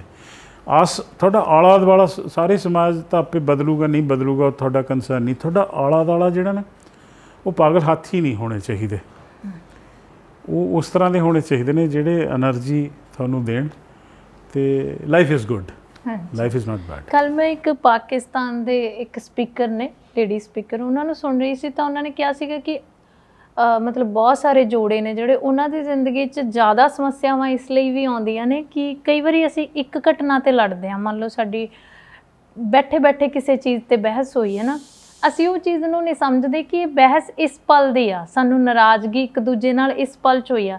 ਅਸੀਂ ਪਿੱਛੋਂ ਗੱਲਾਂ ਲਿਆਉਣੀਆਂ ਸ਼ੁਰੂ ਕਰ ਦਿੰਦੇ ਹਾਂ ਵੀ ਉਸ ਟਾਈਮ ਤੂੰ ਮੇਰੇ ਨਾਲ ਇੱਦਾਂ ਕੀਤਾ ਹੈ ਨਾ, ਤੇਰੇ ਪਰਿਵਾਰ ਨੇ ਮੇਰੇ ਨਾਲ ਇੱਦਾਂ ਕੀਤਾ। ਅਤੇ ਇਸ ਕਰਕੇ ਜਿਹੜੀਆਂ ਸਾਡੀਆਂ ਛੋਟੀਆਂ ਲੜਾਈਆਂ ਵੀ ਨੇ ਜ਼ਿੰਦਗੀ 'ਚ, ਉਹ ਅਕਸਰ ਬਹੁਤ ਵੱਡੀਆਂ ਹੋ ਜਾਂਦੀਆਂ ਨੇ ਅਤੇ ਕਦੀ ਨਿਬੜਦੀਆਂ ਨੇ। ਇਹ ਹਮੇਸ਼ਾ ਔਰਤਾਂ ਨੂੰ ਵੀ ਅਤੇ ਮਰਦਾਂ ਨੂੰ ਵੀ ਨਾਰਾਜ਼ਗੀਆਂ ਹੁੰਦੀਆਂ ਨੇ ਜ਼ਿੰਦਗੀ 'ਚ ਇੱਕ ਦੂਜੇ ਨਾਲ। ਪਰ ਜਿਵੇਂ ਤੁਸੀਂ ਕਿਹਾ ਕਿ ਘੁੰਮਣ ਜਾਂਦੇ ਨੇ ਇਕੱਲੇ, ਹੈ ਨਾ, ਮੈਂ ਕਹਿ ਦਿੰਦਾ ਵੀ ਨਹੀਂ ਮੈਂ ਨਹੀਂ ਨਾਲ ਜਾਣਾ, ਇਕੱਲੇ ਜਾਓ। ਤਾਂ ਤੁਹਾਨੂੰ ਕਦੀ ਨਾਰਾਜ਼ਗੀ ਨਹੀਂ ਹੁੰਦੀ ਕਿ ਨਹੀਂ ਦੇਖੋ ਫਲਾਣੇ ਜੋੜੇ ਤਾਂ ਇਕੱਠੇ ਜਾ ਰਹੇ ਨੇ, ਤੁਸੀਂ ਮੇਰੇ ਨਾਲ ਕਿਉਂ ਨਹੀਂ ਜਾ ਰਹੇ? ਅਸੀਂ ਇੱਕ ਹੌਲੀਡੇ ਇਕੱਠੀ ਕੀਤੀ ਹੈ ਹੁਣੇ, ਪਿਛਲੇ ਸਾਲ ਗੋਆ ਗਏ ਸੀ ਅਸੀਂ, ਐਂਡ ਮੇਰਾ ਖਿਆਲ ਬਹੁਤ ਥੋਰਲੀ ਇੰਜੋਏ ਕੀਤਾ ਅਸੀਂ, ਬਹੁਤ ਥੋਰਲੀ ਇੰਜੋਏ ਕੀਤਾ। ਉਸ ਐਤਕੀ ਫੇਰ ਹੁਣ ਸੋਚ ਰਹੇ ਜਾ ਰਹੇ, ਪਰ ਐਤਕੀ ਲੜਾਂਗੇ ਅਸੀਂ, ਮੈਨੂੰ ਪੱਕਾ ਇਸ ਚੀਜ਼ ਦਾ ਯਕੀਨ ਹੈ। ਦੇਖੋ ਹੁਣ ਬੇਟੀ ਵੀ ਹੈ ਮੇਰੀ, ਉਹ ਸਾਰੀ ਦੁਨੀਆ ਇਕੱਲੀ ਘੁੰਮੀ ਹੈ, ਸਾਰੀ ਦੁਨੀਆ ਇਕੱਲੀ ਘੁੰਮੀ ਹੈ, ਉਹਦੀ ਉਮਰ ਵੀ ਉਹੋ ਜਿਹੀ ਹੈ, ਬੇਟੀ ਵੀ ਹੈ ਉਹ, ਅਤੇ ਮੱਤ ਦੇਣ ਵਾਲੇ ਸਾਡੇ ਹਿੰਦੁਸਤਾਨ 'ਚ ਦੇਖੋ ਗਿਆਨ ਸਾਡੇ ਪੰਜਾਬ 'ਚ ਤਾਂ ਇੰਨਾ ਹੈ ਵੀ ਲੋਕਾਂ ਦੀਆਂ ਸਿਉਣਾ ਪਾਟ ਰਹੀਆਂ ਨੇ, ਉਹਨਾਂ ਕੋਲ ਇੰਨਾ ਗਿਆਨ ਹੈ, ਪੋਲੀਟਿਕਸ ਦਾ ਲੈ ਲਓ, ਮੈਡੀਕਲ ਦਾ ਲੈ ਲਓ, ਹਰ ਚੀਜ਼ ਦਾ ਗਿਆਨ ਹੈ। ਹੁਣ ਦੇਖੋ ਤੁਸੀਂ ਜਦੋਂ ਤੁਸੀਂ ਕਿਸੇ ਨੂੰ ਆਪਣੀ ਪ੍ਰੋਪਰਟੀ ਸਮਝਦੇ ਹੋ, ਮੁਖਤਿਆਰਨਾਮਾ ਮੈਂ ਪਤਾ ਨਹੀਂ ਕਿੰਨੀ ਵਾਰੀ ਕਹਿਤਾ, ਜਦੋਂ ਤੱਕ ਤੁਸੀਂ ਉਹ ਸਮਝ ਰਹੇ ਹੋ ਉਦੋਂ ਤੱਕ ਉਹ ਰਿਲੇਸ਼ਨ ਮੈਨੇਜ ਹੋ ਹੀ ਨਹੀਂ ਸਕਦਾ, ਉਹ ਤੁਹਾਨੂੰ ਲੈਟ ਲੂਜ਼ ਕਰਨਾ ਪਊਗਾ। ਹੁਣ ਜਿਵੇਂ ਜਨਾਨੀਆਂ ਦੀ ਗੱਲ ਅਸੀਂ ਕਰ ਲੈਂਦੇ ਹਾਂ, ਉਹਦਾ ਮੁਖਤਿਆਰਨਾਮਾ ਲਿਖਿਆ ਹੋਇਆ, ਜੇ ਉਹਦੀ ਚੱਪਲ ਕੋਈ ਦੋਸਤ ਪਾ ਕੇ ਚਲਾ ਗਿਆ, ਉਹਨੂੰ ਯਾਦ ਰਹੂਗਾ ਵੀ ਤੇਰੇ ਭਰਾ ਇਹਨਾਂ ਨੇ ਨਾ ਦੋਸਤਾਂ ਨੇ ਤੈਨੂੰ ਲੁੱਟ ਕੇ ਖਾ ਜਾਣਾ, ਤੇਰੀ ਉਹ ਕਮੀਜ਼ ਪਾਈ ਫਿਰਦਾ, ਤੇਰੀ ਉਹ ਚੱਪਲ ਪਾਈ ਫਿਰਦਾ, ਬਿਲਕੁਲ, ਕਿਉਂਕਿ ਉਹਦਾ ਮੁਹੱਬਤਨਾਮਾ ਆਪਣੇ ਦੋਸਤਾਂ ਨਾਲ ਵਧੀਆ, ਉਹਨੂੰ ਮਹਿਸੂਸ ਹੀ ਨਹੀਂ ਹੋ ਰਿਹਾ। ਹੁਣ ਤੁਹਾਡਾ ਬੇਟਾ ਜਾਂ ਬੇਟੀ, ਤੁਸੀਂ ਘਰ 4 ਅੰਬ ਲੈ ਕੇ ਆਏ, ਤੁਹਾਨੂੰ ਇਹ ਹੋਊਗਾ ਵੀ ਮੈਂ ਪਹਿਲਾਂ ਇਹਨੂੰ ਖਵਾਦਾ, ਉਹਨੂੰ ਖਾਂਦਾ ਦੇਖ ਕੇ ਤੁਹਾਨੂੰ ਨਜ਼ਾਰਾ ਵੱਧ ਆਉਂਦਾ। ਉਹ ਜੇ ਦੂਸਰਾ ਮੰਗ ਲੇ ਤਾਂ ਤੁਸੀਂ ਦੇਣ ਦੇ ਵਿੱਚ ਕਿਤੇ ਗੁਰੇਜ਼ ਕਰੋਗੇ, ਤੁਸੀਂ ਚੱਕ ਬਈ, ਬਿਲਕੁਲ ਠੀਕ ਹੈ। ਤਾਂ ਇਸੇ ਤਰ੍ਹਾਂ ਜਿਹੜਾ ਮੁਹੱਬਤਨਾਮਾ ਤੁਹਾਡਾ ਉਸ ਟਰਮਸ ਦੇ ਵਿੱਚ ਹੈ, ਜਿਹਦੇ ਬੰਦਿਸ਼ ਕੁਛ ਨਹੀਂ ਹੈਗੀ, ਚਾਹੇ ਯਾਰੀ ਦੋਸਤੀ ਦਾ, ਉਹ ਮੇਲ ਹੋਵੇ ਜਾਂ ਫੀਮੇਲ ਹੋਵੇ, ਇਹਨੂੰ ਨਰ ਨਾਰੀ ਦੇ ਵਿੱਚ ਨਹੀਂ, ਜਿੱਥੇ ਉਹਦਾ ਦਿਲ ਢੁਕਦਾ ਉੱਥੇ ਤਾਂ ਤੁਸੀਂ ਕੁਝ ਵੀ ਉਠਾ ਕੇ ਦੇ ਦੋਗੇ। ਮੈਨੂੰ ਕੋਈ ਬੰਦਾ ਇਸ ਤਰ੍ਹਾਂ ਹੀ ਕਹਿ ਰਿਹਾ ਸੀ, ਇਸ਼ਕ ਹਕੀਕੀ ਅਤੇ ਇੱਕ ਇਸ਼ਕ ਜਿਹੜਾ ਤੁਹਾਡਾ ਜਨੂਨੀ, ਕੀ ਫਰਕ ਕੀ ਹੈ ਇਹਦੇ 'ਚ? ਅਤੇ ਉਹਨਾਂ ਦਾ ਜਵਾਬ ਇਹ ਸੀਗਾ ਕਿ ਜਦੋਂ ਸਿਰਫ ਤੁਹਾਨੂੰ ਦੇਣ ਦਾ ਹੀ ਦਿਲ ਕਰੇ, ਉਹਦੇ ਇਵਜ਼ 'ਚ ਕੁਛ ਨਾ ਲੈਣਾ ਹੋਵੇ, ਤਾਂ ਇਹ ਅਸਲੀ ਇਸ਼ਕ ਹੈ। ਇਹ ਵੀ ਤੁਸੀਂ ਸਾਰਾ ਕੁਝ ਦੇਣ ਦੀ ਹੀ ਕੋਸ਼ਿਸ਼ ਕਰੋ। ਮੈਨੂੰ ਇਹਦੇ 'ਚ ਥੋੜ੍ਹੀ ਜਿਹੀ ਟਵੀਕਿੰਗ ਚਾਹੀਦੀ ਹੈ। ਠੀਕ ਹੈ, ਕਰਦੇ ਅਸੀਂ ਸੈਲਫਲੈਸ ਕਹਿ ਦਿੰਦੇ ਹਾਂ ਜੀ, ਮੈਂ ਸੈਲਫਲੈਸ ਕਰ, ਦੁਨੀਆ 'ਤੇ ਕੁਛ ਇਹੋ ਜਿਹਾ ਨਹੀਂ ਹੈ ਜਿਹੜਾ ਸੈਲਫਲੈਸ ਹੋਵੇ, ਨਿਸ਼ਕਾਮ ਹੋਵੇ। ਤੁਸੀਂ ਸਿਰਫ ਉਹ ਕਰਦੇ ਹੋ ਜਿਹਦੇ ਨਾਲ ਤੁਹਾਨੂੰ ਅੱਛਾ ਲੱਗਦਾ, ਖੁਸ਼ੀ ਪ੍ਰਾਪਤ ਹੁੰਦੀ ਹੈ, ਜਾਂ ਕੋਈ ਇਹੋ ਜਿਹਾ ਬਿਜ਼ਨਸ ਕਰਦੇ ਹੋ ਉੱਪਰ ਵਾਲੇ ਦੇ ਨਾਲ ਕਿ ਵੀ ਮੈਨੂੰ ਮਰਨ ਤੋਂ ਬਾਅਦ ਤੂੰ ਜੰਨਤ ਦੇ ਦੀ, ਜਾਂ ਕੁਛ ਵੀ, ਪਰ ਉਹ ਸਿਰਫ ਤੁਹਾਡੇ ਵਾਸਤੇ ਮੈਂ ਨਹੀਂ ਕਰਦਾ। ਕਈ ਜਿਹੜੇ ਵਿਮਨ ਨੂੰ ਮੈਂ ਇਸ ਤਰ੍ਹਾਂ ਦੇ ਨੂੰ ਵੀ ਜਾਣਦਾ ਜਿਹੜੀਆਂ ਹਰ ਵੇਲੇ ਦੁਖੀ ਰਹਿਣਾ ਪਸੰਦ ਕਰਦੀਆਂ ਨੇ, ਔਰ ਉਹ ਕਹਾਣੀ ਨੂੰ ਬਹੁਤ ਲੰਬੀ ਕਰਕੇ ਸੁਣਾਉਂਦੀਆਂ ਨੇ, ਕਿਉਂਕਿ ਉਹਨਾਂ ਨੂੰ ਵੈਲੀਡੇਸ਼ਨ ਉਹਦੇ 'ਚ ਹੀ ਮਿਲਦੀ ਹੈ, ਹਾਏ ਮੈਂ ਮਰ ਗਈ, ਮੇਰੇ ਨਾਲ ਤਾਂ ਬਹੁਤ ਧੱਕਾ ਹੋਇਆ। ਉਹ ਫਿਰ ਉਹਨੂੰ ਜਿਹੜੇ ਸਪੋਰਟ ਕਰਨ ਵਾਲੇ ਉਹ ਵੀ ਉਹਦੇ 'ਚ ਹੀ ਉਹਦਾ ਜੀਵਨ ਬਣ ਜਾਂਦਾ, ਜਦ ਕਿ ਉਹਦੇ 'ਚ ਅੱਧੀ ਸੱਚਾਈ ਹੁੰਦੀ ਹੈ ਤਾਂ ਸ਼ਾਇਦ 75% ਉਹਦੇ 'ਚ ਗਲਤੀ ਹੋਵੇ। ਤਾਂ ਇਹ ਸਾਰੀਆਂ ਚੀਜ਼ਾਂ ਜਿੰਨੀਆਂ ਸਮਝਣ 'ਚ ਔਖੀਆਂ ਲੱਗਦੀਆਂ, ਉਨੀਆਂ ਸੌਖੀਆਂ ਵੀ ਨੇ। ਤੁਸੀਂ ਜਿਹਦੇ ਨਾਲ ਵੀ ਰਿਸ਼ਤੇ ਬਣਾਏ ਨੇ, ਚਾਹੇ ਆਪਣੇ ਕੰਮ ਦੇ ਨਾਲ, ਚਾਹੇ ਕੋਈ ਵੀ ਮੁਹੱਬਤਨਾਮਾ ਹੈ ਤੁਹਾਡਾ, ਉਹਨੂੰ ਰਿਸਪੈਕਟ ਦੇਣੀ ਪਊਗੀ, ਔਰ ਉਹਦੇ 'ਤੇ ਕਾਬਜ਼ ਨਹੀਂ ਹੋਣਾ, ਉਹਦੇ 'ਤੇ ਕਾਬਜ਼ ਨਹੀਂ ਹੋਣਾ। ਜਦੋਂ ਤੁਸੀਂ ਕਾਬਜ਼ ਹੋ ਗਏ ਤਾਂ ਉਦੋਂ ਕਬਜ਼ੀ ਹੋ ਗਈ ਨਾਲ ਹੀ ਨਾਲ, ਉਹ ਚਾਹੇ ਤੁਸੀਂ ਮਹਿਸੂਸ ਕਰੋ ਜਾਂ ਨਾ ਕਰੋ। ਤੁਹਾਡਾ ਜੀਵਨ ਉਹ ਜਿਵੇਂ ਕਹਿੰਦੇ ਕਾਟੋ ਫੁੱਲਾਂ ਤੇ ਵਾਲਾ ਨਹੀਂ ਹੋ ਸਕਦਾ। ਜਿਹੜੀਆਂ ਵਿਮਨ ਅੱਜ ਦੀ ਡੇਟ ਦੇ ਵਿੱਚ ਮੈਨ ਦੇ ਨਾਲ ਗਰਜ ਕਰ ਰਹੀਆਂ ਨੇ, ਜਿਹਦੇ ਰੀਜ਼ਨਸ ਹੈਗੇ ਨੇ ਉਹਨਾਂ ਕੋਲ, ਜੀਵਨ ਉਹਨਾਂ ਦਾ ਵੀ ਵਧੀਆ ਸ਼ਾਇਦ ਉਹਨਾਂ ਨਾ ਹੋਵੇ, ਕਿਉਂਕਿ ਅੰਦਰੋਂ ਤਾਂ ਅੱਗ ਬਲ ਰਹੀ ਹੈ ਨਾ ਜੀ ਤੁਹਾਡੇ। ਤਾਂ ਉਹਨੂੰ ਸਜਗਤਾ ਦੇ ਨਾਲ, ਜਿਵੇਂ ਆਪਣੇ ਸਰੀਰ ਨੂੰ ਸੈੱਟ ਰੱਖਣ ਵਾਸਤੇ ਤੁਹਾਨੂੰ ਸਜਗਤਾ ਚਾਹੀਦੀ। ਸਾਨੂੰ ਮੰਨਣਾ ਪਏਗਾ ਕਿ ਅਸੀਂ ਦੋ ਧਿਰਾਂ ਜਿਹੜੀਆਂ ਆਪਸ ਵਿੱਚ ਮਿਲ ਕੇ ਜ਼ਿੰਦਗੀ ਨੂੰ ਖੂਬਸੂਰਤ ਬਣਾ ਸਕਦੇ ਹਾਂ ਨਾ। ਇਹ ਨਹੀਂ ਕਿ ਅਸੀਂ ਇੱਕ ਦੂਜੇ ਦੇ ਵਿਰੋਧ 'ਚ ਖੜ ਕੇ, ਉੱਥੇ ਅਸੀਂ ਕਦੇ ਵੀ ਮੈਨੂੰ ਲੱਗਦਾ ਹੁੰਦਾ ਫਿਰ ਇੱਕ ਦੂਜੇ ਦਾ ਸਾਥ ਆ ਜਿਹੜਾ ਉਸ ਤਰੀਕੇ ਨਾਲ ਨਹੀਂ ਮਾਣ ਸਕਦੇ। ਮੈਂ ਤੁਹਾਨੂੰ ਫਿਰ ਤੋਂ ਉਹੀ ਸਵਾਲ ਕਰਦੀ ਹਾਂ ਵੀ ਸੱਚੀ ਕਦੇ ਇੱਕ ਪਲ ਨਹੀਂ ਲੱਗਿਆ ਕਿ ਨਹੀਂ ਨਾਲ ਚੱਲੋ, ਆਪਾਂ ਮਤਲਬ ਇੰਜੋਏ ਕਰਦੇ ਹਾਂ ਜ਼ਿੰਦਗੀ ਨੂੰ, ਹੁਣ ਜ਼ਿੰਮੇਵਾਰੀਆਂ ਤੋਂ ਵੀ ਵਿਹਲੇ ਹਾਂ, ਐਦਾਂ ਕਦੀ ਲੱਗਦਾ ਕਿ ਆਪਣੇ ਆਪ 'ਚ ਤੁਹਾਨੂੰ ਇਕੱਲੇ ਜ਼ਿਆਦਾ ਵਧੀਆ ਲੱਗਦਾ? ਨਹੀਂ, ਮੈਂ ਬਹੁਤ ਵਾਰ ਕਹਿੰਦੀ ਹਾਂ, ਬਟ ਇਹ ਕਹਿੰਦੇ ਤੇਰਾ ਲਾਈਫ ਸਟਾਈਲ ਹੋਰ ਤਰ੍ਹਾਂ ਦਾ ਹੈਗਾ, ਮੇਰਾ ਲਾਈਫ ਸਟਾਈਲ ਹੋਰ ਤਰ੍ਹਾਂ ਦਾ ਹੈਗਾ, ਤਾਂ ਆਪਾਂ ਜੇ ਅਲੱਗ-ਅਲੱਗ ਇੰਜੋਏ ਕਰੀ ਜ਼ਿਆਦਾ ਵਧੀਆ ਚੀਜ਼ ਨਹੀਂ ਹੈਗੀ ਹੈ। ਪਰ ਹਾਂ, ਉਹੀ ਜਿਵੇਂ ਕਹਿ ਰਹੇ ਗੋਆ ਜਾ ਕੇ ਅਸੀਂ ਐਤਕੀ ਪਹਿਲੀ ਵਾਰ ਜਿਸ ਦੋਨੋਂ ਨੇ, ਜੇ ਉਹਨਾਂ ਨੂੰ ਕੋਈ ਚੀਜ਼ ਚੰਗੀ ਲੱਗਦੀ ਮੈਂ ਨਾਲ ਇੰਜੋਏ ਕੀਤੀ, ਜੋ ਮੈਨੂੰ ਚੰਗਾ ਲੱਗਦਾ ਹੈ ਨਾਲ ਇੰਜੋਏ ਕੀਤਾ, ਉਸ ਸਾਨੂੰ ਬਹੁਤ ਅੱਛਾ ਲੱਗਿਆ। ਕਿਉਂਕਿ ਪਹਿਲੇ ਤਾਂ ਅਸੀਂ ਜੀਵਨ ਦੇ ਕਹਿ ਲਓ ਉਹ ਭੱਜ ਦੌੜ ਦੇ ਵਿੱਚ ਹੀ ਲੱਗੇ ਰਹੇ ਕਿ ਸਾਰਾ ਕੁਝ, ਕਦੀ ਬੱਚਿਆਂ ਦਾ ਜਦੋਂ ਕਦੀ ਪਹਿਲੇ ਕਦੀ ਪ੍ਰੋਗਰਾਮ ਵੀ ਬਣਦਾ ਸੀਗਾ ਤਾਂ ਪਤਾ ਲੱਗੇ ਜੀ ਬੇਟੀ ਦੀ ਡਿਬੇਟ ਹੈ ਜੀ, ਬੇਟੇ ਦਾ ਕੋਈ ਸੀਰੀਅਲ ਹੈਗਾ ਜੀ, ਕੋਈ ਹੋਰ ਪ੍ਰੋਗਰਾਮ ਹੈਗਾ, ਕੋਈ ਕਲਾਸਿਸ ਹੈਗੀਆਂ ਉਹਨਾਂ ਦੀਆਂ, ਤਾਂ ਪਹਿਲੇ ਸਕੂਲ ਟਾਈਮ 'ਤੇ ਤਾਂ ਉਹੀ ਚੱਲਦਾ ਰਹੇਗਾ ਜਦ ਜਵਾਨੀ ਮੇਨ ਹੁੰਦੀ ਹੈ ਉਸ ਵੇਲੇ ਕਹਿ ਲਓ, ਤਾਂ ਉਸ ਲਈ ਤਾਂ ਨਹੀਂ ਨਿਕਲ ਸਕੇ। ਤਾਂ ਇਹਨਾਂ ਕਹਿੰਦੇ ਹੁੰਦੇ ਸੀ, ਕਹਿੰਦੇ ਜਦੋਂ ਕੋਈ ਪ੍ਰੋਗਰਾਮ ਕਦੀ ਬਣਾਓ ਤਾਂ ਤੇਰਾ ਕੋਈ ਨਾ ਕੋਈ ਸਕੂਲ ਦਾ ਪ੍ਰੋਗਰਾਮ ਵਿੱਚ ਨਾਲ ਹੁੰਦਾ। ਉਸ ਤੋਂ ਬਾਅਦ ਬੱਚੇ ਕਾਲਜ ਗਏ ਤਾਂ ਫਿਰ ਇਹ ਆਪਣਾ ਡਿਫਰੈਂਟ ਉਸ 'ਚ ਕੰਮ ਕੁਮ ਛੱਡ ਕੇ ਫਿਰ ਇਹਨਾਂ ਨੇ ਆਪਣਾ ਰਿਸਰਚ ਕਰਨੀ ਸ਼ੁਰੂ ਕਰ ਦਿੱਤੀ ਸੀਗੀ। ਪਰ ਹਾਂ, ਕਈ ਵਾਰ ਲੱਗਦਾ, ਪਰ ਇਸ ਤੋਂ ਤੁਹਾਨੂੰ ਦੱਸਿਆ ਮੈਂ ਗੋਆ ਜਾ ਕੇ ਅਸੀਂ ਇੰਜੋਏ ਬਹੁਤ ਕੀਤਾ। ਹੁਣ ਅਸੀਂ ਵੀ ਪਲੈਨਿੰਗ ਕਿ ਅਸੀਂ ਜਾਵਾਂਗੇ, ਅਸੀਂ ਫਿਰ ਉਸ ਤਰੀਕੇ ਨਾਲ ਇਹਨਾਂ ਦੀ ਇੰਜੋਏ ਦੇ ਵਿੱਚ ਪਰ ਇਹਦੇ 'ਚ ਵੀ ਮੈਨੂੰ ਟਪਕਣਾ ਪਊਗਾ। ਇਹਨੇ ਕਿਹਾ ਨਾ ਅਲੱਗ-ਅਲੱਗ ਸੋਚ, ਇਮਾਨਦਾਰੀ, ਅੱਜ ਗੱਲਾਂ ਇਮਾਨਦਾਰੀ ਨਾਲ ਹੀ ਹੋ ਰਹੀਆਂ ਨੇ, ਕਿਉਂਕਿ ਨਾਰਮਲੀ ਜਦੋਂ ਤੁਸੀਂ ਵਿਮਨ ਦੀ ਤਾਰੀਫ ਕਰੋ ਅਗਲਾ ਕਹਿੰਦਾ ਵੀ ਇਹ ਜੋਰੂ ਕਾ ਗੁਲਾਮ ਹੈ ਜਾਂ ਹੈਂਡਬੈਗ ਹੈ, ਇਹ ਇੱਕ ਵੱਡਾ ਸਟਿਗਮਾ ਹੋ ਜਾਂਦਾ। ਬਹੁਤ ਸਾਰੇ ਮੈਨੂੰ ਲੱਗਦਾ ਬੰਦਿਆਂ ਨੂੰ ਸਹੀ ਬੰਦੇ ਬਣਨ ਤੋਂ ਇਹ ਚੀਜ਼ਾਂ ਇਹ ਬਹੁਤ ਬੜੀ ਵੀ ਯਾਰ ਮੈਂ ਕਿਵੇਂ ਕਰ ਸਕਦਾ, ਠੀਕ ਹੈ। ਤੇ ਤੁਸੀਂ ਹੈਂਡਬੈਗ ਨਹੀਂ ਹੋ ਰਹੇ, ਜੋਰੂ ਕਾ ਗੁਲਾਮ ਨਹੀਂ ਹੋ ਰਹੇ। ਜੇ ਤੁਹਾਡੇ 'ਚ ਫੈਮਿਨਿਨ ਕੁਆਲਿਟੀਜ਼ ਜ਼ਿਆਦਾ, ਕ੍ਰੀਏਟੀਵਿਟੀ ਜ਼ਿਆਦਾ ਹੈ, ਤਾਂ ਉਹ ਤੁਹਾਨੂੰ ਜਨਾਨੀ ਤੁਹਾਨੂੰ ਉਹ ਤੁਹਾਡੇ ਸਟਰਕਚਰ ਨੂੰ ਥੋੜ੍ਹਾ ਚੇਂਜ ਕਰ ਰਹੀ ਹੈ। ਇਹਦੀ ਔਰ ਮੇਰੀ ਸੋਚ ਦਾ ਫਰਕ ਦੱਸ ਦੇਣਾ। ਬੁਲਟ ਟ੍ਰੇਨ ਜਿਹੜੀ ਆਈ ਨਹੀਂ ਇੰਡੀਆ ਦੇ ਵਿੱਚ, ਇਹ ਬੁਲਟ ਟ੍ਰੇਨ ਹੈ, ਮੈਂ ਪਿੱਛੇ ਲੱਗਿਆ ਹੋਇਆ ਗਾਰਡ ਦਾ ਡੱਬਾ। ਤੋ ਮੇਰਾ ਜਿਹੜਾ ਲਾਈਫ ਸਟਾਈਲ ਹੈ ਥੋੜ੍ਹਾ ਡਿਫਰੈਂਟ ਹੈ। ਮੈਨੂੰ ਕਿਸ ਤਰ੍ਹਾਂ ਦਾ ਚਾਹੀਦਾ, ਨਵੀਂ ਤੋਂ ਨਵਾਂ ਕੰਮ ਕਰਨ ਨੂੰ ਚਾਹੀਦਾ। ਬਹੁਤ ਜ਼ਿਆਦਾ ਮੈਨੂੰ ਪੈਸੇ ਦੀ ਕੋਈ ਅਹਿਮੀਅਤ ਨਹੀਂ ਹੈ ਮੇਰੇ ਵਾਸਤੇ। ਤੁਸੀਂ ਪਿਆਰ ਨਾਲ ਮੇਰੇ ਤੋਂ ਫ੍ਰੀ ਕਰਵਾ ਲਓ ਕੰਮ, ਜੋ ਮਰਜ਼ੀ ਕਰਵਾ ਲਓ, ਤੁਹਾਨੂੰ ਮੇਰੇ ਤੋਂ ਕੰਮ ਲੈਣਾ ਆਉਣਾ ਚਾਹੀਦਾ। ਪੈਸੇ ਤਾਂ ਹੁਣ ਵੀ ਮੈਂ ਜਾ ਕੇ ਜੇ ਕਿਤੇ 2-4 ਦਿਹਾੜੀਆਂ ਲੈਣਾ, 5-7 ਲੱਖ ਰੁਪਏ ਕੁੱਟ ਲੈਣਾ, ਬਹੁਤ ਕੰਮ ਆਉਂਦੇ ਨੇ ਮੈਨੂੰ ਕਰਨ ਵਾਲੇ ਪੈਸੇ, ਬਟ ਉਹਦਾ ਮੈਂ ਕਰੂੰਗਾ ਕਿ ਮੈਨੂੰ ਸਮਝ ਨਹੀਂ ਆਉਂਦਾ। ਜਦ ਇਹਨਾਂ ਨੂੰ ਵੀ ਸਵਾਲ ਪੁੱਛਦਾ ਵੀ ਇਹ ਪੈਸੇ ਦਾ ਕੀ ਕਰੋ, ਕਹਿੰਦੇ ਆ ਤਾਂ ਲੈਣ ਦਿਓ। ਉਹ ਮੈਂ ਕਿਹਾ ਜਦੋਂ ਪਹਿਲੇ 50,000 ਆਏ ਸੀ ਅਸੀਂ ਜਾ ਕੇ ਉਡਾਤੇ ਸਾਰੇ ਦੇ ਸਾਰੇ, ਫਿਰ ਅਸੀਂ ਟਾਰਗੇਟ ਰੱਖਿਆ 10 ਲੱਖ ਦਾ, ਉਹ ਵੀ ਆ ਗਿਆ, ਫਿਰ ਵਧਾ ਲਿਆ ਉਹ ਵੀ ਆ ਗਿਆ। ਇਹ ਥੋੜ੍ਹਾ ਸੋਚ ਦਾ ਹੇਰ ਫੇਰ ਹੈ, ਗਲਤ ਠੀਕ ਤੁਸੀਂ ਆਪਣੇ ਹਿਸਾਬ ਨਾਲ ਜੱਜਮੈਂਟ ਦੇਈ ਜਾਓ। ਦੂਸਰੀ ਚੀਜ਼ ਫੈਮਿਨਿਨ ਕੁਆਲਿਟੀ ਇਹਦੇ ਵਿੱਚ ਹੈ, ਲਵ ਜਿਹੜਾ ਊਜ਼ ਆਊਟ ਕਰਦਾ, ਜ਼ਿੰਮੇਵਾਰੀ ਲੈਣ ਦੀ ਜਿਹੜੀ ਕਾਬਲੀਅਤ ਹੈ, ਸਲਾਹੀਅਤ ਹੈ, ਇਹਦੇ ਵਿੱਚ ਬਹੁਤ ਜ਼ਿਆਦਾ।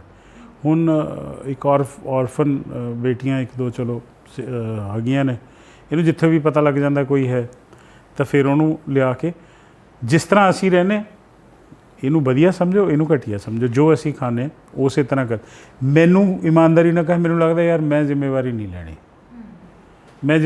ਲੈਣੀ, ਵੀ ਮੈਨੂੰ ਤਾਂ ਨਾ ਬੰਨਣ ਨਾ ਪਾਓ ਤੁਸੀਂ ਕਿਸੇ ਵੀ ਚੀਜ਼ ਦਾ। ਉਹ ਜਿਹੜਾ ਇਹਨਾਂ ਨੂੰ ਸਾਰਾ ਕੁਝ ਦਿੱਤਾ ਉਹਦੇ 'ਚ ਸ਼ਾਇਦ ਇਹ ਵੀ ਸਵਾਰਥ ਇੱਕ ਛੁਪਿਆ ਵੀ ਛੱਡ ਦਿਓ ਯਾਰ, ਛੱਡ ਦਿਓ ਤੁਸੀਂ। ਹਾਂ ਵੀ ਹੁਣ ਆਪਣੀਆਂ ਮੋਢਿਆਂ ਤੇ ਛੱਡ ਦਿਓ ਯਾਰ, ਮੈਨੂੰ ਤਾਂ ਜਾ ਲੈਣ ਦਿਓ, ਮੈਨੂੰ ਘੁੰਮ ਫਿਰ ਲੈਣ ਦਿਓ, ਕਰ ਲੈਣ ਦਿਓ।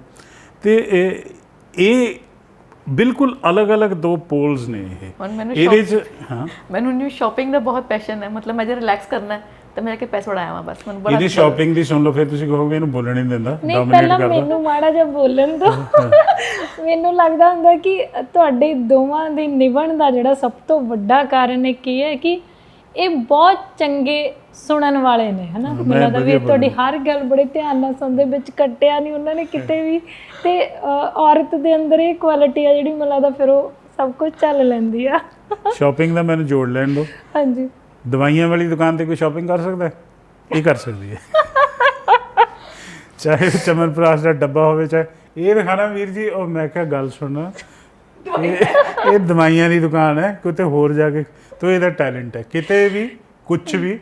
ਫਿਰ ਇਹਨੂੰ ਪੁੱਛਿਆ ਕਿੰਨੇ ਦਾ ਸੀ, ਛੱਡੋ ਕਿੰਨੇ ਦਾ ਸੀ, ਕਹਿੰਦੇ ਮੇਰੀ ਜੀਵਨ ਦਾ, ਹੁਣ ਤੂੰ ਦੱਸ ਵੀ ਕੀ ਸੁਪਨਾ ਸੀ। ਮੇਰਾ ਜੀਵਨ ਦਾ ਸੁਪਨਾ ਸੀ ਕਿ ਜਦ ਮੈਂ ਕੰਮ ਕਰਾਂ ਨਾ, ਮੈਨੂੰ ਹਰ ਵੇਲੇ ਨਸਬੀ ਕੰਮ ਇਹੋ ਜਿਹਾ ਹੋਵੇ, ਮੈਂ ਇੰਨਾ ਕਮਾ ਲਵਾਂ ਕਿ ਜੇ ਮੈਂ ਜਾ ਕੇ ਟੈਗ ਨਾ ਦੇਖਣਾ ਪਵੇ ਮੈਨੂੰ। ਔਰ ਰੱਬ ਨੇ ਮੇਰੇ ਤੇ ਮਿਹਰ ਰੱਖੀ ਕਿ ਮੈਨੂੰ ਹੁਣ ਟੈਗ ਦੇਖਣ ਦੀ ਜ਼ਰੂਰਤ ਨਹੀਂ ਹੈ, ਬਸ ਜੋ ਮੇਰਾ ਦਿਲ ਆਇਆ ਜਸਟ ਪਿਕ ਇਟ ਅਪ। ਤੇ ਮੈਨੂੰ ਕੋਈ ਪੁੱਛਦੇ ਕਿੰਨੇ ਦਾ ਆਇਆ, ਮੈਂ ਕਿਹਾ ਪੁੱਛਿਆ ਮੈਨੂੰ ਨਹੀਂ ਪਤਾ ਕਿੰਨੇ ਦਾ ਹੈਗਾ, ਜੇ ਜ਼ਰੂਰਤ ਸੀ ਤਾਂ ਮੈਂ ਲੈ ਲਈ। ਤੇ ਮੈਂ ਕਦੀ ਹੁਣ ਉਸ ਚੀਜ਼ ਨੂੰ ਦੇਖਣ ਦੀ ਕੋਸ਼ਿਸ਼, ਰੱਬ ਨੇ ਮਤਲਬ ਜੋ ਚੀਜ਼ ਮੈਂ ਸੋਚੀ ਕਰਨਾ ਚਾਹੀ ਉਹ ਬਿਲਕੁਲ ਮੇਰੇ ਅੱਗੇ ਲਿਆ ਕੇ ਰੱਖੀ ਵੀ ਇਹ ਲੈ। ਹਾਂਜੀ ਤੇ ਕੰਮ ਦੇ ਵਿੱਚ ਵੀ, ਬੱਚਿਆਂ ਦੇ ਵਿੱਚ ਵੀ ਮੈਨੂੰ ਸੀਗਾ ਕਿ ਬੱਚੇ ਮੇਰੇ ਸੰਗ ਮੇਰੇ ਪੂਰੇ ਫਰੈਂਡ ਹੋਣ। ਤਾਂ ਦੋਨੋਂ ਬੱਚੇ ਮੇਰੇ ਹੈਗੇ, ਮੈਨੂੰ ਸਭ ਪਤਾ ਹੁੰਦਾ ਵੀ ਕੀ ਕਰਨਾ ਇਹਨਾਂ ਨੇ, ਕੀ ਨਹੀਂ ਕਰਨਾ, ਸਭ ਮੈਨੂੰ ਦੱਸ ਕੇ ਜਾਂਦੇ ਆ ਵੀ ਮੈਨੂੰ ਕਦੀ ਉਹਨਾਂ ਤੋਂ ਹੈ ਨਹੀਂ, ਉਹਨੂੰ ਪਤਾ ਸਪੋਰਟ ਮਿਲਣੀ ਹੈ। ਤਾਂ ਉਹ ਵੀ ਇਹਨਾਂ ਤਰਫੋਂ ਵੀ ਹੈਗਾ ਕਿ ਪਾਪਾ ਵੀ ਸਪੋਰਟ ਕਰ ਹੀ ਦੇਣਗੇ ਜੋ ਵੀ ਗੱਲ ਹੈਗੀ ਹੈ। ਤਾਂ ਉਹ ਜਿਹੜਾ ਕੰਬੀਨੇਸ਼ਨ ਹੈਗਾ ਨਾ, ਉਹ ਚੀਜ਼ ਉਹ ਬਹੁਤ ਇੱਕ ਕਿਸਮ ਦਾ ਮੈਂ ਕਹਿੰਦੀ ਹਾਂ ਕਿ ਬਹੁਤ ਵੱਡਾ ਇੱਕ ਮੋੜ ਹੀ ਹੁੰਦਾ, ਮੈਨੂੰ ਕਹਿਣਾ ਨਹੀਂ ਆ ਰਿਹਾ। ਜੇ ਅਸੀਂ ਇੰਨੀ ਦੂਰ ਆ ਸਕਦੇ ਹਾਂ ਨਾ ਜੀ, ਤਾਂ ਕੋਈ ਵੀ ਆ ਸਕਦਾ। ਮੈਂ ਤੁਹਾਨੂੰ ਇਹ ਗੱਲ ਆਖਦਾ, ਮੈਂ ਬਹੁਤ ਇਮਾਨਦਾਰੀ ਨਾਲ ਕਹਿ ਰਹੀ ਹਾਂ ਸੱਚੀ ਕਿ ਤੁਹਾਨੂੰ ਦੇਖ ਕੇ ਮੈਨੂੰ ਬਿਲਕੁਲ ਨਹੀਂ ਲੱਗਦਾ ਕਿ ਤੁਹਾਨੂੰ ਜ਼ਿੰਦਗੀ ਦਾ 55 ਵਰ੍ਹੇ ਦਾ ਤਜਰਬਾ, ਮੈਨੂੰ ਹਾਲੇ ਵੀ ਐਂ ਲੱਗਦਾ ਜਿਵੇਂ ਮੈਂ ਨਾ ਇੱਕ 15-16 ਸਾਲ ਦੀ ਇਨੋਸੈਂਟ। ਮੇਰੀ ਹਰਕਤਾਂ ਵੈਸੇ ਉਸ ਤਰ੍ਹਾਂ ਹੀ ਹੁੰਦੀਆਂ ਮੈਂ ਕਦੀ ਮਿਊਜ਼ਿਕ ਚੱਲਦਾ ਮੈਂ ਨੱਚਦੀ ਭੱਜਦੀ ਇੱਧਰ ਦੇਖਾਂਗੀ, ਤਾਂ ਕਦੀ ਮੈਂ ਰਿਸਪੌਂਸਿਬਿਲਿਟੀ ਵਾਲੀ ਗੱਲ ਮੇਰੇ 'ਚ ਹੈ ਨਹੀਂ। ਤਾਂ ਮੇਡਸ ਕਰ ਰਹੀਆਂ ਕੰਮ ਆਪਣਾ ਕਰ ਰਹੀਆਂ, ਮੈਂ ਕਦੀ ਜਾ ਕੇ ਨਹੀਂ ਕਰਾਂਗੀ। ਸਗੋਂ ਮੇਰੀ ਬੇਟੀ ਜ਼ਿਆਦਾ ਇਸ ਵਿੱਚ ਕੇਅਰਫੁਲ ਹੈਗੀ ਹੈ ਕਿ ਅੱਛਾ ਖਾਣਾ ਇਸ ਤਰ੍ਹਾਂ ਬਣ ਰਿਹਾ, ਟੇਬਲ ਕਿਵੇਂ ਸਜਾਣਾ, ਉਹ ਕਿਵੇਂ ਕਰਨਾ। ਮੈਂ ਬੜੀ ਈਜ਼ੀ ਗੋਇੰਗ ਹੈਗੀ ਆ, ਉਹ ਬਣਾਤਾ ਮੈਨੂੰ, ਮਤਲਬ ਕਹਿ ਲਓ ਕਿ ਬਹੁਤ ਜ਼ਿਆਦਾ ਮੈਂ ਹੋ ਗਈ, ਮੈਨੂੰ ਕੋਈ ਟੈਨਸ਼ਨ ਨਹੀਂ ਹੁੰਦੀ ਕਿ ਬਸ ਇੰਜੋਏ ਕਰੋ, ਮਸਤੀ ਕਰੋ, ਕੰਮ ਕਰੋ, ਉਸ ਮਸਤੀ ਕਰੋ। ਇੱਕ ਨਾ ਗਾਣਾ ਜਿਹਾ ਉਦੋਂ ਟੀਵੀ ਤੇ ਆ ਰਿਹਾ ਸੀ, ਮੈਂ ਵੀ ਝੱਲਾ ਤੇ ਤੂੰ ਵੀ ਝੱਲੀ ਮਿਲ ਗਈ, ਇਸ ਤਰ੍ਹਾਂ ਦਾ ਕੋਈ ਗਾਣਾ ਸੀ, ਸਾਡੇ ਤੋਂ ਫਿੱਟ ਹੋ ਜਾਂਦਾ ਸੀ ਉਹ। ਨਹੀਂ ਚੰਗੀ ਗੱਲ ਆ। ਦੇਖੋ ਮੈਨੂੰ ਲੱਗਦਾ ਹੁੰਦਾ ਵੀ ਇਹ ਤੁਹਾਡੇ ਤੇ ਡਿਪੈਂਡ ਕਰਦਾ ਵੀ ਇੱਕ ਬਹੁਤ ਸਾਰੀਆਂ ਚੀਜ਼ਾਂ, ਜਿਵੇਂ ਤੁਸੀਂ ਮਾਰਕੀਟ 'ਚ ਵੀ ਦੇਖ ਲਓ ਕਿ ਬਹੁਤ ਕੁਝ ਪਿਆ ਹੁੰਦਾ, ਸਭ ਕੁਝ ਤਾਂ ਤੁਸੀਂ ਖਰੀਦ ਕੇ ਨਹੀਂ ਲਿਆਉਂਦੇ। ਜੋ ਚੀਜ਼ਾਂ ਤੁਸੀਂ ਮਤਲਬ ਤੁਹਾਨੂੰ ਪਸੰਦ ਆਉਂਦੀਆਂ ਨੇ ਤੁਸੀਂ ਉਹ ਚੂਜ਼ ਕਰਦੇ ਹੋ, ਹੈ ਨਾ। ਇੱਕ ਰਿਲੇਸ਼ਨ 'ਚ ਵੀ ਇਹ ਚੀਜ਼ਾਂ ਹੋ ਸਕਦੀਆਂ ਨੇ ਵੀ ਜ਼ਰੂਰੀ ਨਹੀਂ ਵੀ ਜੋ ਚੀਜ਼ਾਂ ਆ ਰਹੀਆਂ ਤੁਸੀਂ ਸਾਰੀਆਂ ਹੀ ਐਕਸੈਪਟ ਕਰ ਲਓਗੇ। ਤੁਹਾਡੀ ਚੋਇਸ ਵੀ ਹੋਣੀ ਚਾਹੀਦੀ ਹੈ ਵੀ ਜੋ ਚੰਗਾ ਲੱਗਦਾ ਉਹ ਚੁਣ ਲਓ, ਜੋ ਬੁਰਾ ਉਹ ਛੱਡ ਦਿਓ ਉੱਥੇ, ਹੈ ਨਾ। ਪਰ ਅਸੀਂ ਮੈਨੂੰ ਲੱਗਦਾ ਵੀ ਰਿਲੇਸ਼ਨਸ਼ਿਪ ਦਾ ਮਤਲਬ ਇਹ ਸਮਝ ਲੈਂਦੇ ਹਾਂ ਵੀ ਚੰਗਾ ਬੁਰਾ ਸਭ ਕੁਝ ਆਪਣੇ ਅੰਦਰ ਇਕੱਠਾ ਕਰਨਾ ਸ਼ੁਰੂ ਕਰ ਦਿੰਦੇ ਹਾਂ। ਇੱਕ ਜਿਹੜਾ ਆਪਾਂ ਜਿਹੜੇ ਹੁੰਦਾ ਨਾ ਚੀਜ਼ ਨੂੰ ਪਹਿਲੇ ਲੈ ਕੇ ਉਹ ਬੋਝ ਜਿਹਾ ਲੈ ਕੇ, ਹਾਂ ਮੈਨੂੰ ਉਹਨੇ ਇੰਝ ਕਹਿਤਾ, I have to give it back, ਮੈਨੂੰ ਦੇਣਾ ਇਹਨੂੰ ਵਾਪਸ, ਹੁਣ ਮੈਂ ਕਰਨਾ, ਇਹਨੂੰ ਕਿਵੇਂ ਕਹਿ ਦਿੱਤਾ, ਉਹ ਚੀਜ਼ ਬਹੁਤ ਮਾੜੀ ਹੁੰਦੀ ਹੈ। ਉਹ ਸਾਡੇ 'ਚ ਹੈ ਨਹੀਂ ਵੀ ਹੁਣ ਅਸੀਂ ਗਿਫਟ ਤੇ ਕਰਨਾ ਵੀ ਤੂੰ ਮੈਨੂੰ ਇਹ ਕਹਿ ਦਿੱਤਾ, ਹੁਣ ਮੈਂ ਤੈਨੂੰ ਜਵਾਬ ਦੇਣਾ ਇਸ ਚੀਜ਼ ਦਾ। ਉਹ ਬਹੁਤ ਫਰਕ ਪਾ ਦਿੰਦੀ ਹੈ। ਨਹੀਂ ਤਾਂ ਉਹਦਾ ਹੁੰਦਾ ਨਾ ਹਲੇ ਬਦਲਾ ਲੈਣ ਵਾਲਾ ਸਿਸਟਮ ਹੀ, ਉਹ ਨਹੀਂ ਹੁੰਦਾ। ਬਹੁਤ ਸਾਰੇ ਲੋਕ ਜਦੋਂ ਪ੍ਰੋਗਰਾਮ ਦੇਖਣਗੇ ਮੈਨੂੰ ਲੱਗਦਾ ਉਹਨਾਂ ਦਾ ਸ਼ਾਇਦ ਇੱਕ ਵਿਊ ਇਹ ਵੀ ਹੋਏਗਾ ਕਿ ਨਹੀਂ ਬਹੁਤ ਅਮੀਰ ਜੋੜਾ ਹੈ ਜੀ, ਤਾਂ ਕਰਕੇ ਜ਼ਿੰਦਗੀ ਬੜੀ ਸੋਹਣੀ ਲੰਘ ਗਈ, ਹੈ ਨਾ। ਜਦ ਕਿ ਤੁਹਾਡੇ ਤੇ ਇੱਕ ਟਾਈਮ ਇਹੋ ਜਿਹੇ ਵੀ ਆਇਆ ਵੀ ਜੇਬ 'ਚ ਜਿਹੜਾ 1 ਰੁਪਈਆ ਸੀ ਉਹ ਵੀ ਡਿੱਗ ਗਿਆ, ਹੈ ਨਾ। ਬਹੁਤ ਵੱਡਾ ਸਟਰਗਲ ਆ ਜਿਹਨੇ ਤੁਹਾਨੂੰ ਇਸ ਜਗ੍ਹਾ ਤੇ ਪਹੁੰਚਾਇਆ। ਜਿਵੇਂ ਉਹ ਸਰ ਕਹਿ ਰਹੇ ਸੀ ਕਿ ਇੱਕ ਇੱਟ ਜਿਹੜੀ ਘਰ ਦੀ ਉਹ ਖੁਦ ਦੀ ਕਮਾਈ ਦੀ ਹੈ ਨਾ, ਕੋਈ ਪਿਛੋਕੜ ਤੋਂ ਨਹੀਂ ਮਿਲਿਆ ਹੋਇਆ ਕੁਛ ਵੀ। ਤਾਂ ਇਹ ਸੰਭਵ ਉਦੋਂ ਹੀ ਹੁੰਦਾ ਜਦੋਂ, ਜਿਵੇਂ ਇਹਨਾਂ ਨੇ ਪਹਿਲਾਂ ਕਿਹਾ ਸੀ ਕਿ ਜਦੋਂ ਕੋਈ ਕਹਿਣ ਵਾਲਾ ਹੋਵੇ ਵੀ ਨਹੀਂ ਚਾਹੇ ਤੂੰ ਜ਼ੀਰੋ ਆ ਪਰ ਮੈਂ ਪਿੱਛੇ ਖੜਾ ਤੇਰੇ ਨਾਲ ਆ, ਹੈ ਨਾ। ਤਾਂ ਉਹ ਰਿਸ਼ਤਾ ਜਿਹੜਾ ਤੁਹਾਡਾ ਖੂਬਸੂਰਤ, ਮੇਰੇ ਖਿਆਲ ਉਸ ਸਟਰਗਲ ਨੇ ਵੀ ਕੀਤਾ। ਜਦੋਂ ਤੱਕ ਤੁਸੀਂ ਲਾਈਫ 'ਚ ਫੇਲੀਅਰਸ ਨਹੀਂ ਦੇਖਦੇ ਤਾਂ ਤੁਹਾਨੂੰ ਪਤਾ ਨਹੀਂ ਲੱਗਦਾ ਕਿ ਜਿਹੜਾ ਨਾਲ ਖੜਾ ਉਹ ਕਿਸ ਹੱਦ ਤੱਕ ਨਾਲ ਖੜਾ। ਤੇ ਇਹ ਚੀਜ਼ ਵੀ ਸੋਹਣੀ ਆ ਨਾ, ਬਹੁਤ ਸਾਰੇ ਲੋਕ ਸਿੱਖਣਗੇ ਮੈਨੂੰ ਲੱਗਦਾ ਇਹਨਾਂ ਚੀਜ਼ਾਂ ਤੋਂ। ਅਖੀਰ ਤੇ ਇੱਕ ਚੀਜ਼ ਕਿ ਅੱਜ ਤੱਕ ਦੋਵਾਂ ਨੇ ਇੱਕ ਦੂਜੇ ਲਈ ਇੰਨਾ ਖੂਬਸੂਰਤ ਕੀ ਕੀਤਾ ਕਿ ਜਿਹੜਾ ਹਮੇਸ਼ਾ ਯਾਦ ਹੈ ਤੁਹਾਡੇ ਲਈ। ਤਾਂ ਮੈਨੂੰ ਲੱਗਦਾ ਇਹਨੂੰ 2 ਮਿੰਟ ਲੱਗਣਗੇ, ਤੂੰ ਸੋਚ ਲੈ। ਮੈਂ ਇੱਕ ਗੱਲ ਇੱਥੇ ਐਡ ਕਰਨੀ ਚਾਹਨਾ, ਸ਼ਾਇਦ ਥੋੜੀ ਆਊਟ ਆਫ ਕੰਟੈਕਸਟ ਹੋਵੇ।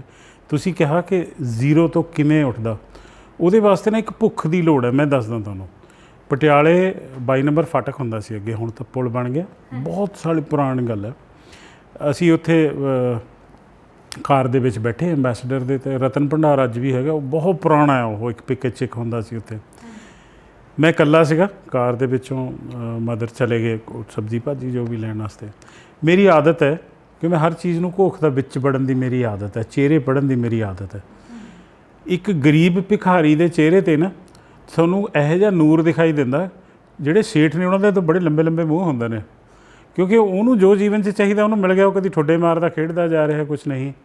ਉੱਥੇ ਇੱਕ ਇਹੋ ਜਿਹਾ ਮੰਗਤਾ ਮੁੰਡਾ ਜਿਹਦਾ ਚਿਹਰਾ ਇੱਕ ਸੇਠ ਵਰਗਾ ਸੀਗਾ, ਲੰਬਾ। ਤਾਂ ਮੇਰਾ ਦਿਮਾਗ ਨਾ ਉਸੇ ਵੇਲੇ ਚੱਲਣਾ ਸ਼ੁਰੂ ਹੋ ਜਾਂਦਾ ਕਿ ਚੁੱਪ ਨਾ ਹੋਵੇ, ਮਾਈਂਡ ਦਾ ਕੰਮ ਹੈ ਉਹਨੇ ਕੱਟ ਕੇ ਸਮਝਣਾ, ਟਕ ਟਕ ਟਕ ਲੱਗੀ ਵੀ ਇਹਦਾ ਚਿਹਰਾ ਤੇ ਇਹਦੀ ਬਾਡੀ ਨਾਲ ਮੈਚ ਨਹੀਂ ਹੁੰਦਾ। ਉਹ ਮੇਰੇ ਕੋਲੇ ਆਇਆ ਅਤੇ ਪੈਸੇ ਵੀ ਉਹਨੇ ਉਸ ਤਰ੍ਹਾਂ ਨਹੀਂ ਮੰਗੇ ਜਿਵੇਂ ਭਿਖਾਰੀ ਮੰਗਦੇ, ਮੂੰਹ ਜਿਹਾ ਸਿੱਟ ਕੇ। ਅਤੇ ਮੈਂ ਉਹਨੂੰ ਪੁੱਛਿਆ, ਮੈਂ ਵੀ ਕਿੰਨੇ ਪੈਸੇ ਕਮਾ ਲੈਣਾ? ਉਹ ਕਹਿੰਦਾ ਜੀ 10-15 ਰੁਪਈਏ ਮੈਨੂੰ ਬਣ ਜਾਂਦੇ। ਮੈਂ ਉਹਨੂੰ 20 ਰੁਪਈਏ ਦੇ ਦਿੱਤੇ। ਹੁਣ ਤੁਸੀਂ ਕਹੋ ਮੈਨੂੰ 100 ਕਰੋੜ ਚਾਹੀਦਾ, ਮੈਂ ਤੁਹਾਨੂੰ 100 ਕਰੋੜ ਦਾ ਚੈੱਕ ਲਿਖਦਾ। ਇੱਕ ਸਮਾਈਲ ਤਾਂ ਬਣਦੀ ਹੈ ਯਾਰ। ਉਹ ਉਵੇਂ ਹੀ ਸਿਰ ਦੇ ਨਾਲ ਚਲਾ ਗਿਆ 1-2 ਜਗ੍ਹਾ ਹੋਰ ਅੱਗੇ। ਜਿਵੇਂ ਮੈਂ ਗੱਲ ਕਰਦਾ ਹੁਕਮੇ ਅੰਦਰ ਸਭ ਕੁ, ਹਰ ਚੀਜ਼ ਕੁਦਰਤ ਚਲਾਉਂਦੀ ਹੈ। ਤਾਂ ਇਨਸਾਨ ਨੂੰ ਕਿਵੇਂ ਚਲਾਉਂਦੀ ਹੈ ਕੁਦਰਤ? ਮੈਨੂੰ ਇਸ ਤਰ੍ਹਾਂ ਲੱਗਦਾ ਕਿ ਜਿਹੜਾ ਥੋਟ, ਜਿਹੜਾ ਤੁਹਾਡੇ ਦਿਮਾਗ ਦੇ ਵਿੱਚ ਵਿਚਾਰ ਆਉਂਦਾ, ਉਹੀ ਘੜਦਾ ਤੁਹਾਡੀ ਸੰਯੋਗ ਵਿਯੋਗ। ਇੱਕ ਖਾਸ ਸਮੇਂ 'ਤੇ ਤੁਹਾਨੂੰ ਵਿਚਾਰ ਆਇਆ, ਤੁਸੀਂ ਇੱਧਰ ਨੂੰ ਗਏ, ਤੁਹਾਡਾ ਐਕਸੀਡੈਂਟ ਹੋ ਗਿਆ, ਦੋਹੇ ਲੱਤਾਂ ਵੱਢੀਆਂ ਗਈਆਂ, ਤੁਹਾਡੀ ਜੀਵਨ ਦਾ ਮਹਾਰ ਕੁਛ ਹੋ ਗਿਆ, ਉੱਧਰ ਨੂੰ ਗਏ ਤਾਂ ਤੁਹਾਨੂੰ 5 ਕਰੋੜ ਵਾਲੀ ਕੋਈ ਲਾਟਰੀ ਲੱਗ ਗਈ। ਤਾਂ ਵਿਚਾਰਾਂ ਦੀ ਇੱਕ ਲੰਬੀ ਸ਼੍ਰਿੰਖਲਾ ਜਿਹਦੇ ਤਹਿਤ ਅਸੀਂ ਇੱਥੇ ਬੈਠੇ ਹਾਂ। ਉਸ ਵੇਲੇ ਮੈਨੂੰ ਕੋਈ ਵਿਚਾਰ ਨਹੀਂ ਆਇਆ, ਅਸੀਂ ਘਰੇ ਆ ਗਏ, ਪਰ ਉਹ ਨਿਊਰੋਨ ਕਨੈਕਸ਼ਨ ਮੇਰਾ ਇਹੋ ਜਿਹਾ ਸਟਰੋਂਗ ਬਣਿਆ, ਮੈਨੂੰ ਉਹਦਾ ਚਿਹਰਾ ਵੀ ਯਾਦ ਰਿਹਾ, ਮੈਨੂੰ ਇਹ ਤਲਬ ਜੀ ਮੱਚ ਗਈ ਵੀ ਇਹ ਕਿਉਂ ਗੜਬੜ ਕਿੱਥੇ ਆ। ਅਗਲੇ ਦਿਨ ਮੈਂ ਲੱਭਣ ਗਿਆ ਤਾਂ ਉਹ ਪੇੜ ਦੇ ਥੱਲੇ ਇੱਕ ਦਰਖਤ ਸੀਗਾ, ਉਹਦੇ ਥੱਲੇ ਬੈਠਾ ਸੀ ਉਹ ਮੁੰਡਾ। ਅਤੇ ਮੈਂ ਉਹਨੂੰ ਪੁੱਛਿਆ ਵੀ ਤੂੰ, ਕਹਿੰਦਾ ਵੀ ਗੱਲ ਇਹ ਹੈ ਕਿ ਮੇਰੀ ਮਾਂ ਮਰ ਗਈ, ਮੇਰੇ ਪਿਓ ਨੇ ਕੋਈ ਹੋਰ ਕਰ ਲਈ, ਮੈਨੂੰ ਉਹਦਾ ਵਰਡ ਯਾਦ ਹੈ। ਮੈਂ ਕਿਹਾ ਤੂੰ ਪੜ੍ਹੇਂਗਾ, ਤੁਸੀਂ ਅੱਜ ਵੀ ਜੇ ਕਿਸੇ ਭਿਖਾਰੀ ਨੂੰ ਕਹੋ ਘਰ ਕੰਮ ਕਰੇਗਾ, ਦੌੜ ਜੂਗਾ, ਉਹ ਦੌੜ ਜੂਗੀ ਜਾਂ ਦੌੜ ਜੂਗਾ। ਜੇ ਉਹਨੂੰ ਕਹੋ ਵੀ ਪੜ੍ਹੇਂਗਾ ਤਾਂ ਸ਼ਾਇਦ ਹੀ ਕੋਈ ਮਿਲੇ, ਕਹਿੰਦਾ ਮੈਂ ਪੜ੍ਹੂੰਗਾ। ਉਹ ਮੁੰਡਾ ਅੱਜ ਡਿਪਟੀ ਕਮਿਸ਼ਨਰ ਹੈ। Can you imagine? ਅੱਛਾ ਜੀ। ਤੁਹਾਨੂੰ ਲੱਗਦਾ ਤੁਸੀਂ ਕੁਝ ਕੀਤਾ ਉਹਦੇ ਵਾਸਤੇ? ਨਹੀਂ। ਪਰਿਸਥਿਤੀਆਂ ਦੁੱਖ ਦਾਰੂ ਸੁਖ ਰੋਗ ਭਿਆ। ਜਦੋਂ ਤੁਸੀਂ ਲਾਈਫ ਨੂੰ, ਬੜੀ ਸਿੰਪਲ ਹੈ ਇਹ, ਬਹੁਤੀਆਂ ਫਰਿਲਸ ਅਟੈਚ ਕਰਕੇ ਦੇਖਣ ਦੀ ਲੋੜ ਨਹੀਂ ਹੈਗੀ। ਤੁਸੀਂ ਆਪਣਾ ਨੱਕ ਤੇ ਮੂੰਹ ਬੰਦ ਕਰੋ, 2 ਮਿੰਟ ਬਾਅਦ ਤੁਹਾਡੀ ਬਾਡੀ ਕਹੂਗੀ ਮੈਂ ਜਿੰਦਾ ਰਹਿਣਾ, ਬਸ। ਬਾਕੀ ਦਾ ਸਭ ਨੌਨਸੈਂਸ ਜੋੜੀ ਹੋਈ ਹੈ। ਤਾਂ ਚਾਹੇ ਉਹ ਰਿਸ਼ਤੇ ਨੇ, ਚਾਹੇ ਕੁਛ ਹੈ, ਉਹ ਸਾਰੇ ਇਹੋ ਜਿਹੇ ਚੀਜ਼ ਹੈਗੀ ਹੈ ਕਿ ਬਿਲਕੁਲ ਅੱਖਾਂ 'ਚ ਅੱਖ ਪਾ ਕੇ ਦੇਖੋ ਲਾਈਫ ਨੂੰ। ਭੁਲੇਖੇ ਨਹੀਂ, ਬਲੀਫ ਸਿਸਟਮ ਨਹੀਂ। ਐਜੂਕੇਸ਼ਨ ਇਹ ਹੈ ਵੀ ਇੰਨਾ ਮੈਨੂੰ ਪਤਾ, ਇੰਨਾ ਮੈਨੂੰ ਪਤਾ ਨਹੀਂ। ਜ਼ਿੰਦਗੀ ਬੜੀ ਆਸਾਨ ਹੈ, ਬੜੀ ਵਧੀਆ, ਲਾਈਫ ਇਜ਼ ਗੁੱਡ। ਕਿਆ ਇਹੋ ਜਿਹੀ ਚੀਜ਼ ਜਿਹੜੀ ਭੈਣ ਹਰਾਂ ਨੇ ਪੁੱਛਿਆ? ਮੁਸ਼ਕਿਲ ਸਵਾਲ ਹੈ। ਮੁਸ਼ਕਿਲ ਅਸਲ 'ਚ ਦੋਨੋਂ ਆਪਣੀ ਵੀ ਮਸਤ ਜ਼ਿੰਦਗੀ ਆਪਣੀ ਕਰਦੇ ਰਹੇ ਸੋ। ਕਦੀ ਮਤਲਬ ਜੇ ਮੈਨੂੰ ਜੋ ਚੀਜ਼ ਅੱਛੀ ਲੱਗ ਰਹੀ ਮੈਂ ਕੀਤੀ, ਜੋ ਇਹਨੂੰ ਅੱਛੀ ਲੱਗੀ। ਕਦੀ ਇਹਨਾਂ ਨੇ ਕਿਤੇ ਜਾਣਾ ਤਾਂ ਇਹਨਾਂ ਨੇ ਕੁਝ ਕਹਿਣਾ ਮੈਂ ਕੱਲ ਜਾ ਰਿਹਾ, ਤਾਂ ਠੀਕ ਹੈ, ਮੈਂ ਪੁੱਛਣਾ ਨਹੀਂ ਵੀ ਕਿਉਂ ਜਾ ਰਹੇ ਹੋ ਜਾਂ ਕੀ ਹੈਗਾ। ਤਾਂ ਇਸ ਕਰਕੇ ਐਸਾ ਇਹਨਾਂ ਨੇ ਮੈਨੂੰ ਇਹੋ ਜਿਹਾ ਵੀ ਫਰੀਡਮ, ਫਿਰ ਸੌਰੀ ਯਾਰ ਮੈਂ ਤੈਨੂੰ ਡੋਮੀਨੇਟ ਜ਼ਿਆਦਾ ਕਰ ਰਿਹਾ। ਤੁਸੀਂ ਇਹਨਾਂ ਨੇ ਇਹੋ ਜਿਹਾ ਫਰੀਡਮ ਵੀ ਦਿੱਤਾ ਹੋਇਆ ਕਿ ਮੈਂ ਸਾਲ ਦੇ ਵਿੱਚ ਇੱਕ ਵਾਰੀ ਜੰਮੂ ਤਵੀ ਉੱਪਰੋਂ ਲੈ ਕੇ ਤੇ ਥੱਲੇ ਤੱਕ, ਔਰ ਇੱਕ ਵਾਰੀ ਇੱਧਰੋਂ ਗੁਜਰਾਤ ਤੋਂ ਲੈ ਕੇ ਅਸਾਮ ਤੱਕ ਜਰਨਲ ਗੱਡੀ ਦੇ ਵਿੱਚ ਜਾਣਾ। ਜਰਨਲ ਗੱਡੀ ਜਿਹਦੇ ਟਿਕਟ ਨਹੀਂ ਲੈਂਦੇ, ਉਦੋਂ ਮਜ਼ਾ ਆਉਂਦਾ। ਤੁਹਾਨੂੰ ਪਤਾ ਲੱਗਦਾ ਕਿ ਜਦੋਂ ਕੇਲਾ ਖਾ ਕੇ ਕਿ ਉਹ ਪੱਤਲ ਸਿੱਟ ਦਿਓ, ਉਹਨੂੰ ਚੱਟਣਾ ਵੀ ਲੋਕਾਂ ਵਾਸਤੇ ਵੈਲਿਊ ਹੈ, ਉਹ ਚੱਟਣਾ ਵੀ ਉਹਨੂੰ ਵੈਲਿਊ ਹੈ। ਤਾਂ ਜੀਵਨ ਦੇ ਜਿਹੜੇ ਰੰਗ ਨੇ ਨਾ, ਉਹ ਬੜੇ ਜ਼ਬਰਦਸਤ ਹੈ। ਸਿਰਫ ਇਹ ਹੈ ਵੀ ਅਸੀਂ ਪੈਸਾ ਆਪਣੇ ਤੋਂ ਉੱਪਰ ਵਾਲੇ ਦਾ ਦੇਖਦੇ ਹਾਂ, ਧਰਮ ਆਪਣੇ ਤੋਂ ਥੱਲੇ ਵਾਲੇ ਦਾ ਦੇਖਦੇ ਹਾਂ, ਦੂਸਰੇ ਦੇ ਨੁਕਸ ਦੇਖੀ ਜਾਂਦੇ ਹਾਂ। ਲਾਈਫ ਇਜ਼ ਗੁੱਡ, ਬਟ ਸਿਰਫ ਸਿੱਧਾ ਹੋ ਕੇ ਦੇਖਣ ਦੀ ਲੋੜ ਹੈ। ਤਾਂ ਸਾਡਾ ਜੇ ਪੁੱਛੋਗੇ ਵੀ ਕਿਹੜੇ ਇਹੋ ਜਿਹੇ ਹਾਈ ਪਲ ਨੇ, ਤਾਂ ਗੋਆ ਨੂੰ ਵੀ ਦੇ ਰਹੋ, ਕਿਉਂਕਿ ਲੇਟੈਸਟ ਹੈ, ਪੁਰਾਣੇ ਤਾਂ ਭੁੱਲ ਵੀ ਗਏ। We had a blast, we had good time. ਅਤੇ ਮੈਂ ਉੱਥੇ ਰੇਤ ਦੇ ਵਿੱਚ ਬੂਟੇ ਕਿਵੇਂ ਉੱਗ ਰਹੇ ਨੇ ਮੈਂ ਉਹ ਦੇਖਦਾ ਰਿਹਾ। ਇਹ ਛਾਲਾਂ ਮਾਰਦੀ ਰਹੀ ਸਮੁੰਦਰ ਦੇ ਵਿੱਚ, ਰੂੜੀ ਨਹੀਂ ਵਾਪਸ ਆ ਗਈ ਫਿਰ। ਵੀ ਤੁਹਾਡੇ ਨਾਲ ਬੈਠੇ ਕਰਨਾ ਨਹੀਂ। ਦੇਖੋ ਜਿੱਦਾਂ ਬਹੁਤ ਸਾਰੇ ਲੋਕ ਮੈਨੂੰ ਲੱਗਦਾ ਜਦੋਂ ਪ੍ਰੋਗਰਾਮ ਦੇਖਦੇ ਹੁੰਦੇ ਹਨ ਤਾਂ ਉਹਨਾਂ ਨੂੰ ਹੁੰਦਾ ਵੀ ਨਹੀਂ, ਕੁਛ ਕੁ ਗੱਲਾਂ ਹੋਰ ਸੀਗੀਆਂ ਮੇਰੇ ਮਨ 'ਚ ਜੋ ਮੈਂ ਪੁੱਛਣਾ ਚਾਹੁੰਦਾ ਸੀ ਜਾਂ ਮੈਂ ਸੁਣਨਾ ਚਾਹੁੰਦਾ ਸੀ, ਹੈ ਨਾ। ਤਾਂ ਇਹ ਵੀ ਇੱਕ ਚੀਜ਼ ਹੈਗੀ ਹੈ ਕਿ ਮੇਰੇ ਮਨ 'ਚ ਵੀ ਹੁੰਦੀ ਆ, ਹੋਰ ਲੋਕਾਂ ਦੇ ਵੀ ਹੋਏਗੀ, ਕਿ ਜੇ ਤੁਸੀਂ ਦੋਵਾਂ ਨੇ ਇੱਕ ਡੈਫੀਨੇਸ਼ਨ ਦੇਣੀ ਹੋਵੇ, ਹੈ ਨਾ, ਕਿ ਅਸਲ 'ਚ ਪਤੀ ਪਤਨੀ ਦਾ ਰਿਸ਼ਤਾ ਜਿਹੜਾ ਉਹ ਕਿਵੇਂ ਦਾ ਹੋਣਾ ਚਾਹੀਦਾ, ਜਾਂ ਉਹਨੂੰ ਹੈਲਦੀ ਰਿਲੇਸ਼ਨ ਕਿਵੇਂ ਬਣਾਇਆ ਜਾ ਸਕਦਾ, ਅਤੇ ਔਰਤ ਵੱਲੋਂ ਉਹ ਜਿਹੜੀ ਅਪਰੋਚ ਆ ਕਿਵੇਂ ਦੀ ਹੋਣੀ ਚਾਹੀਦੀ ਆ, ਜਾਂ ਬੰਦੇ ਵੱਲੋਂ ਉਹ ਪਹਿਲ ਕਿਵੇਂ ਦੀ ਹੋਣੀ ਚਾਹੀਦੀ ਆ। ਤਾਂ ਕੀ ਕਹਿਣਾ ਚਾਹੋਗੇ ਤੁਸੀਂ? ਹੁਣ ਪਹਿਲਾਂ ਮੈਂ ਕਹੂੰਗੀ ਮੈਮ ਕਹਿਣ, ਕਿਉਂਕਿ ਫਿਰ ਉਹ ਚੁੱਪ ਹੋ ਜਾਂਦੇ ਆ ਤਾਂ ਗੱਲ ਕਹਿੰਦੇ ਨਹੀਂ ਕਦੀ ਵੀ। ਮੈਂ ਥੋੜੀ ਫਿਲੋਸਫੀਕਲ ਘੱਟ ਗਈ ਨਾ, ਉਹ ਇਹਨਾਂ ਨੂੰ ਘੱਟ ਦਿੱਤਾ ਹੋਇਆ ਕਿ ਨਾ ਸਾਡੇ ਦੋਨਾਂ ਦੀ ਲਾਈਕਿੰਗਸ ਡਿਫਰੈਂਟ ਹੈਗੀਆਂ ਬਿਲਕੁਲ।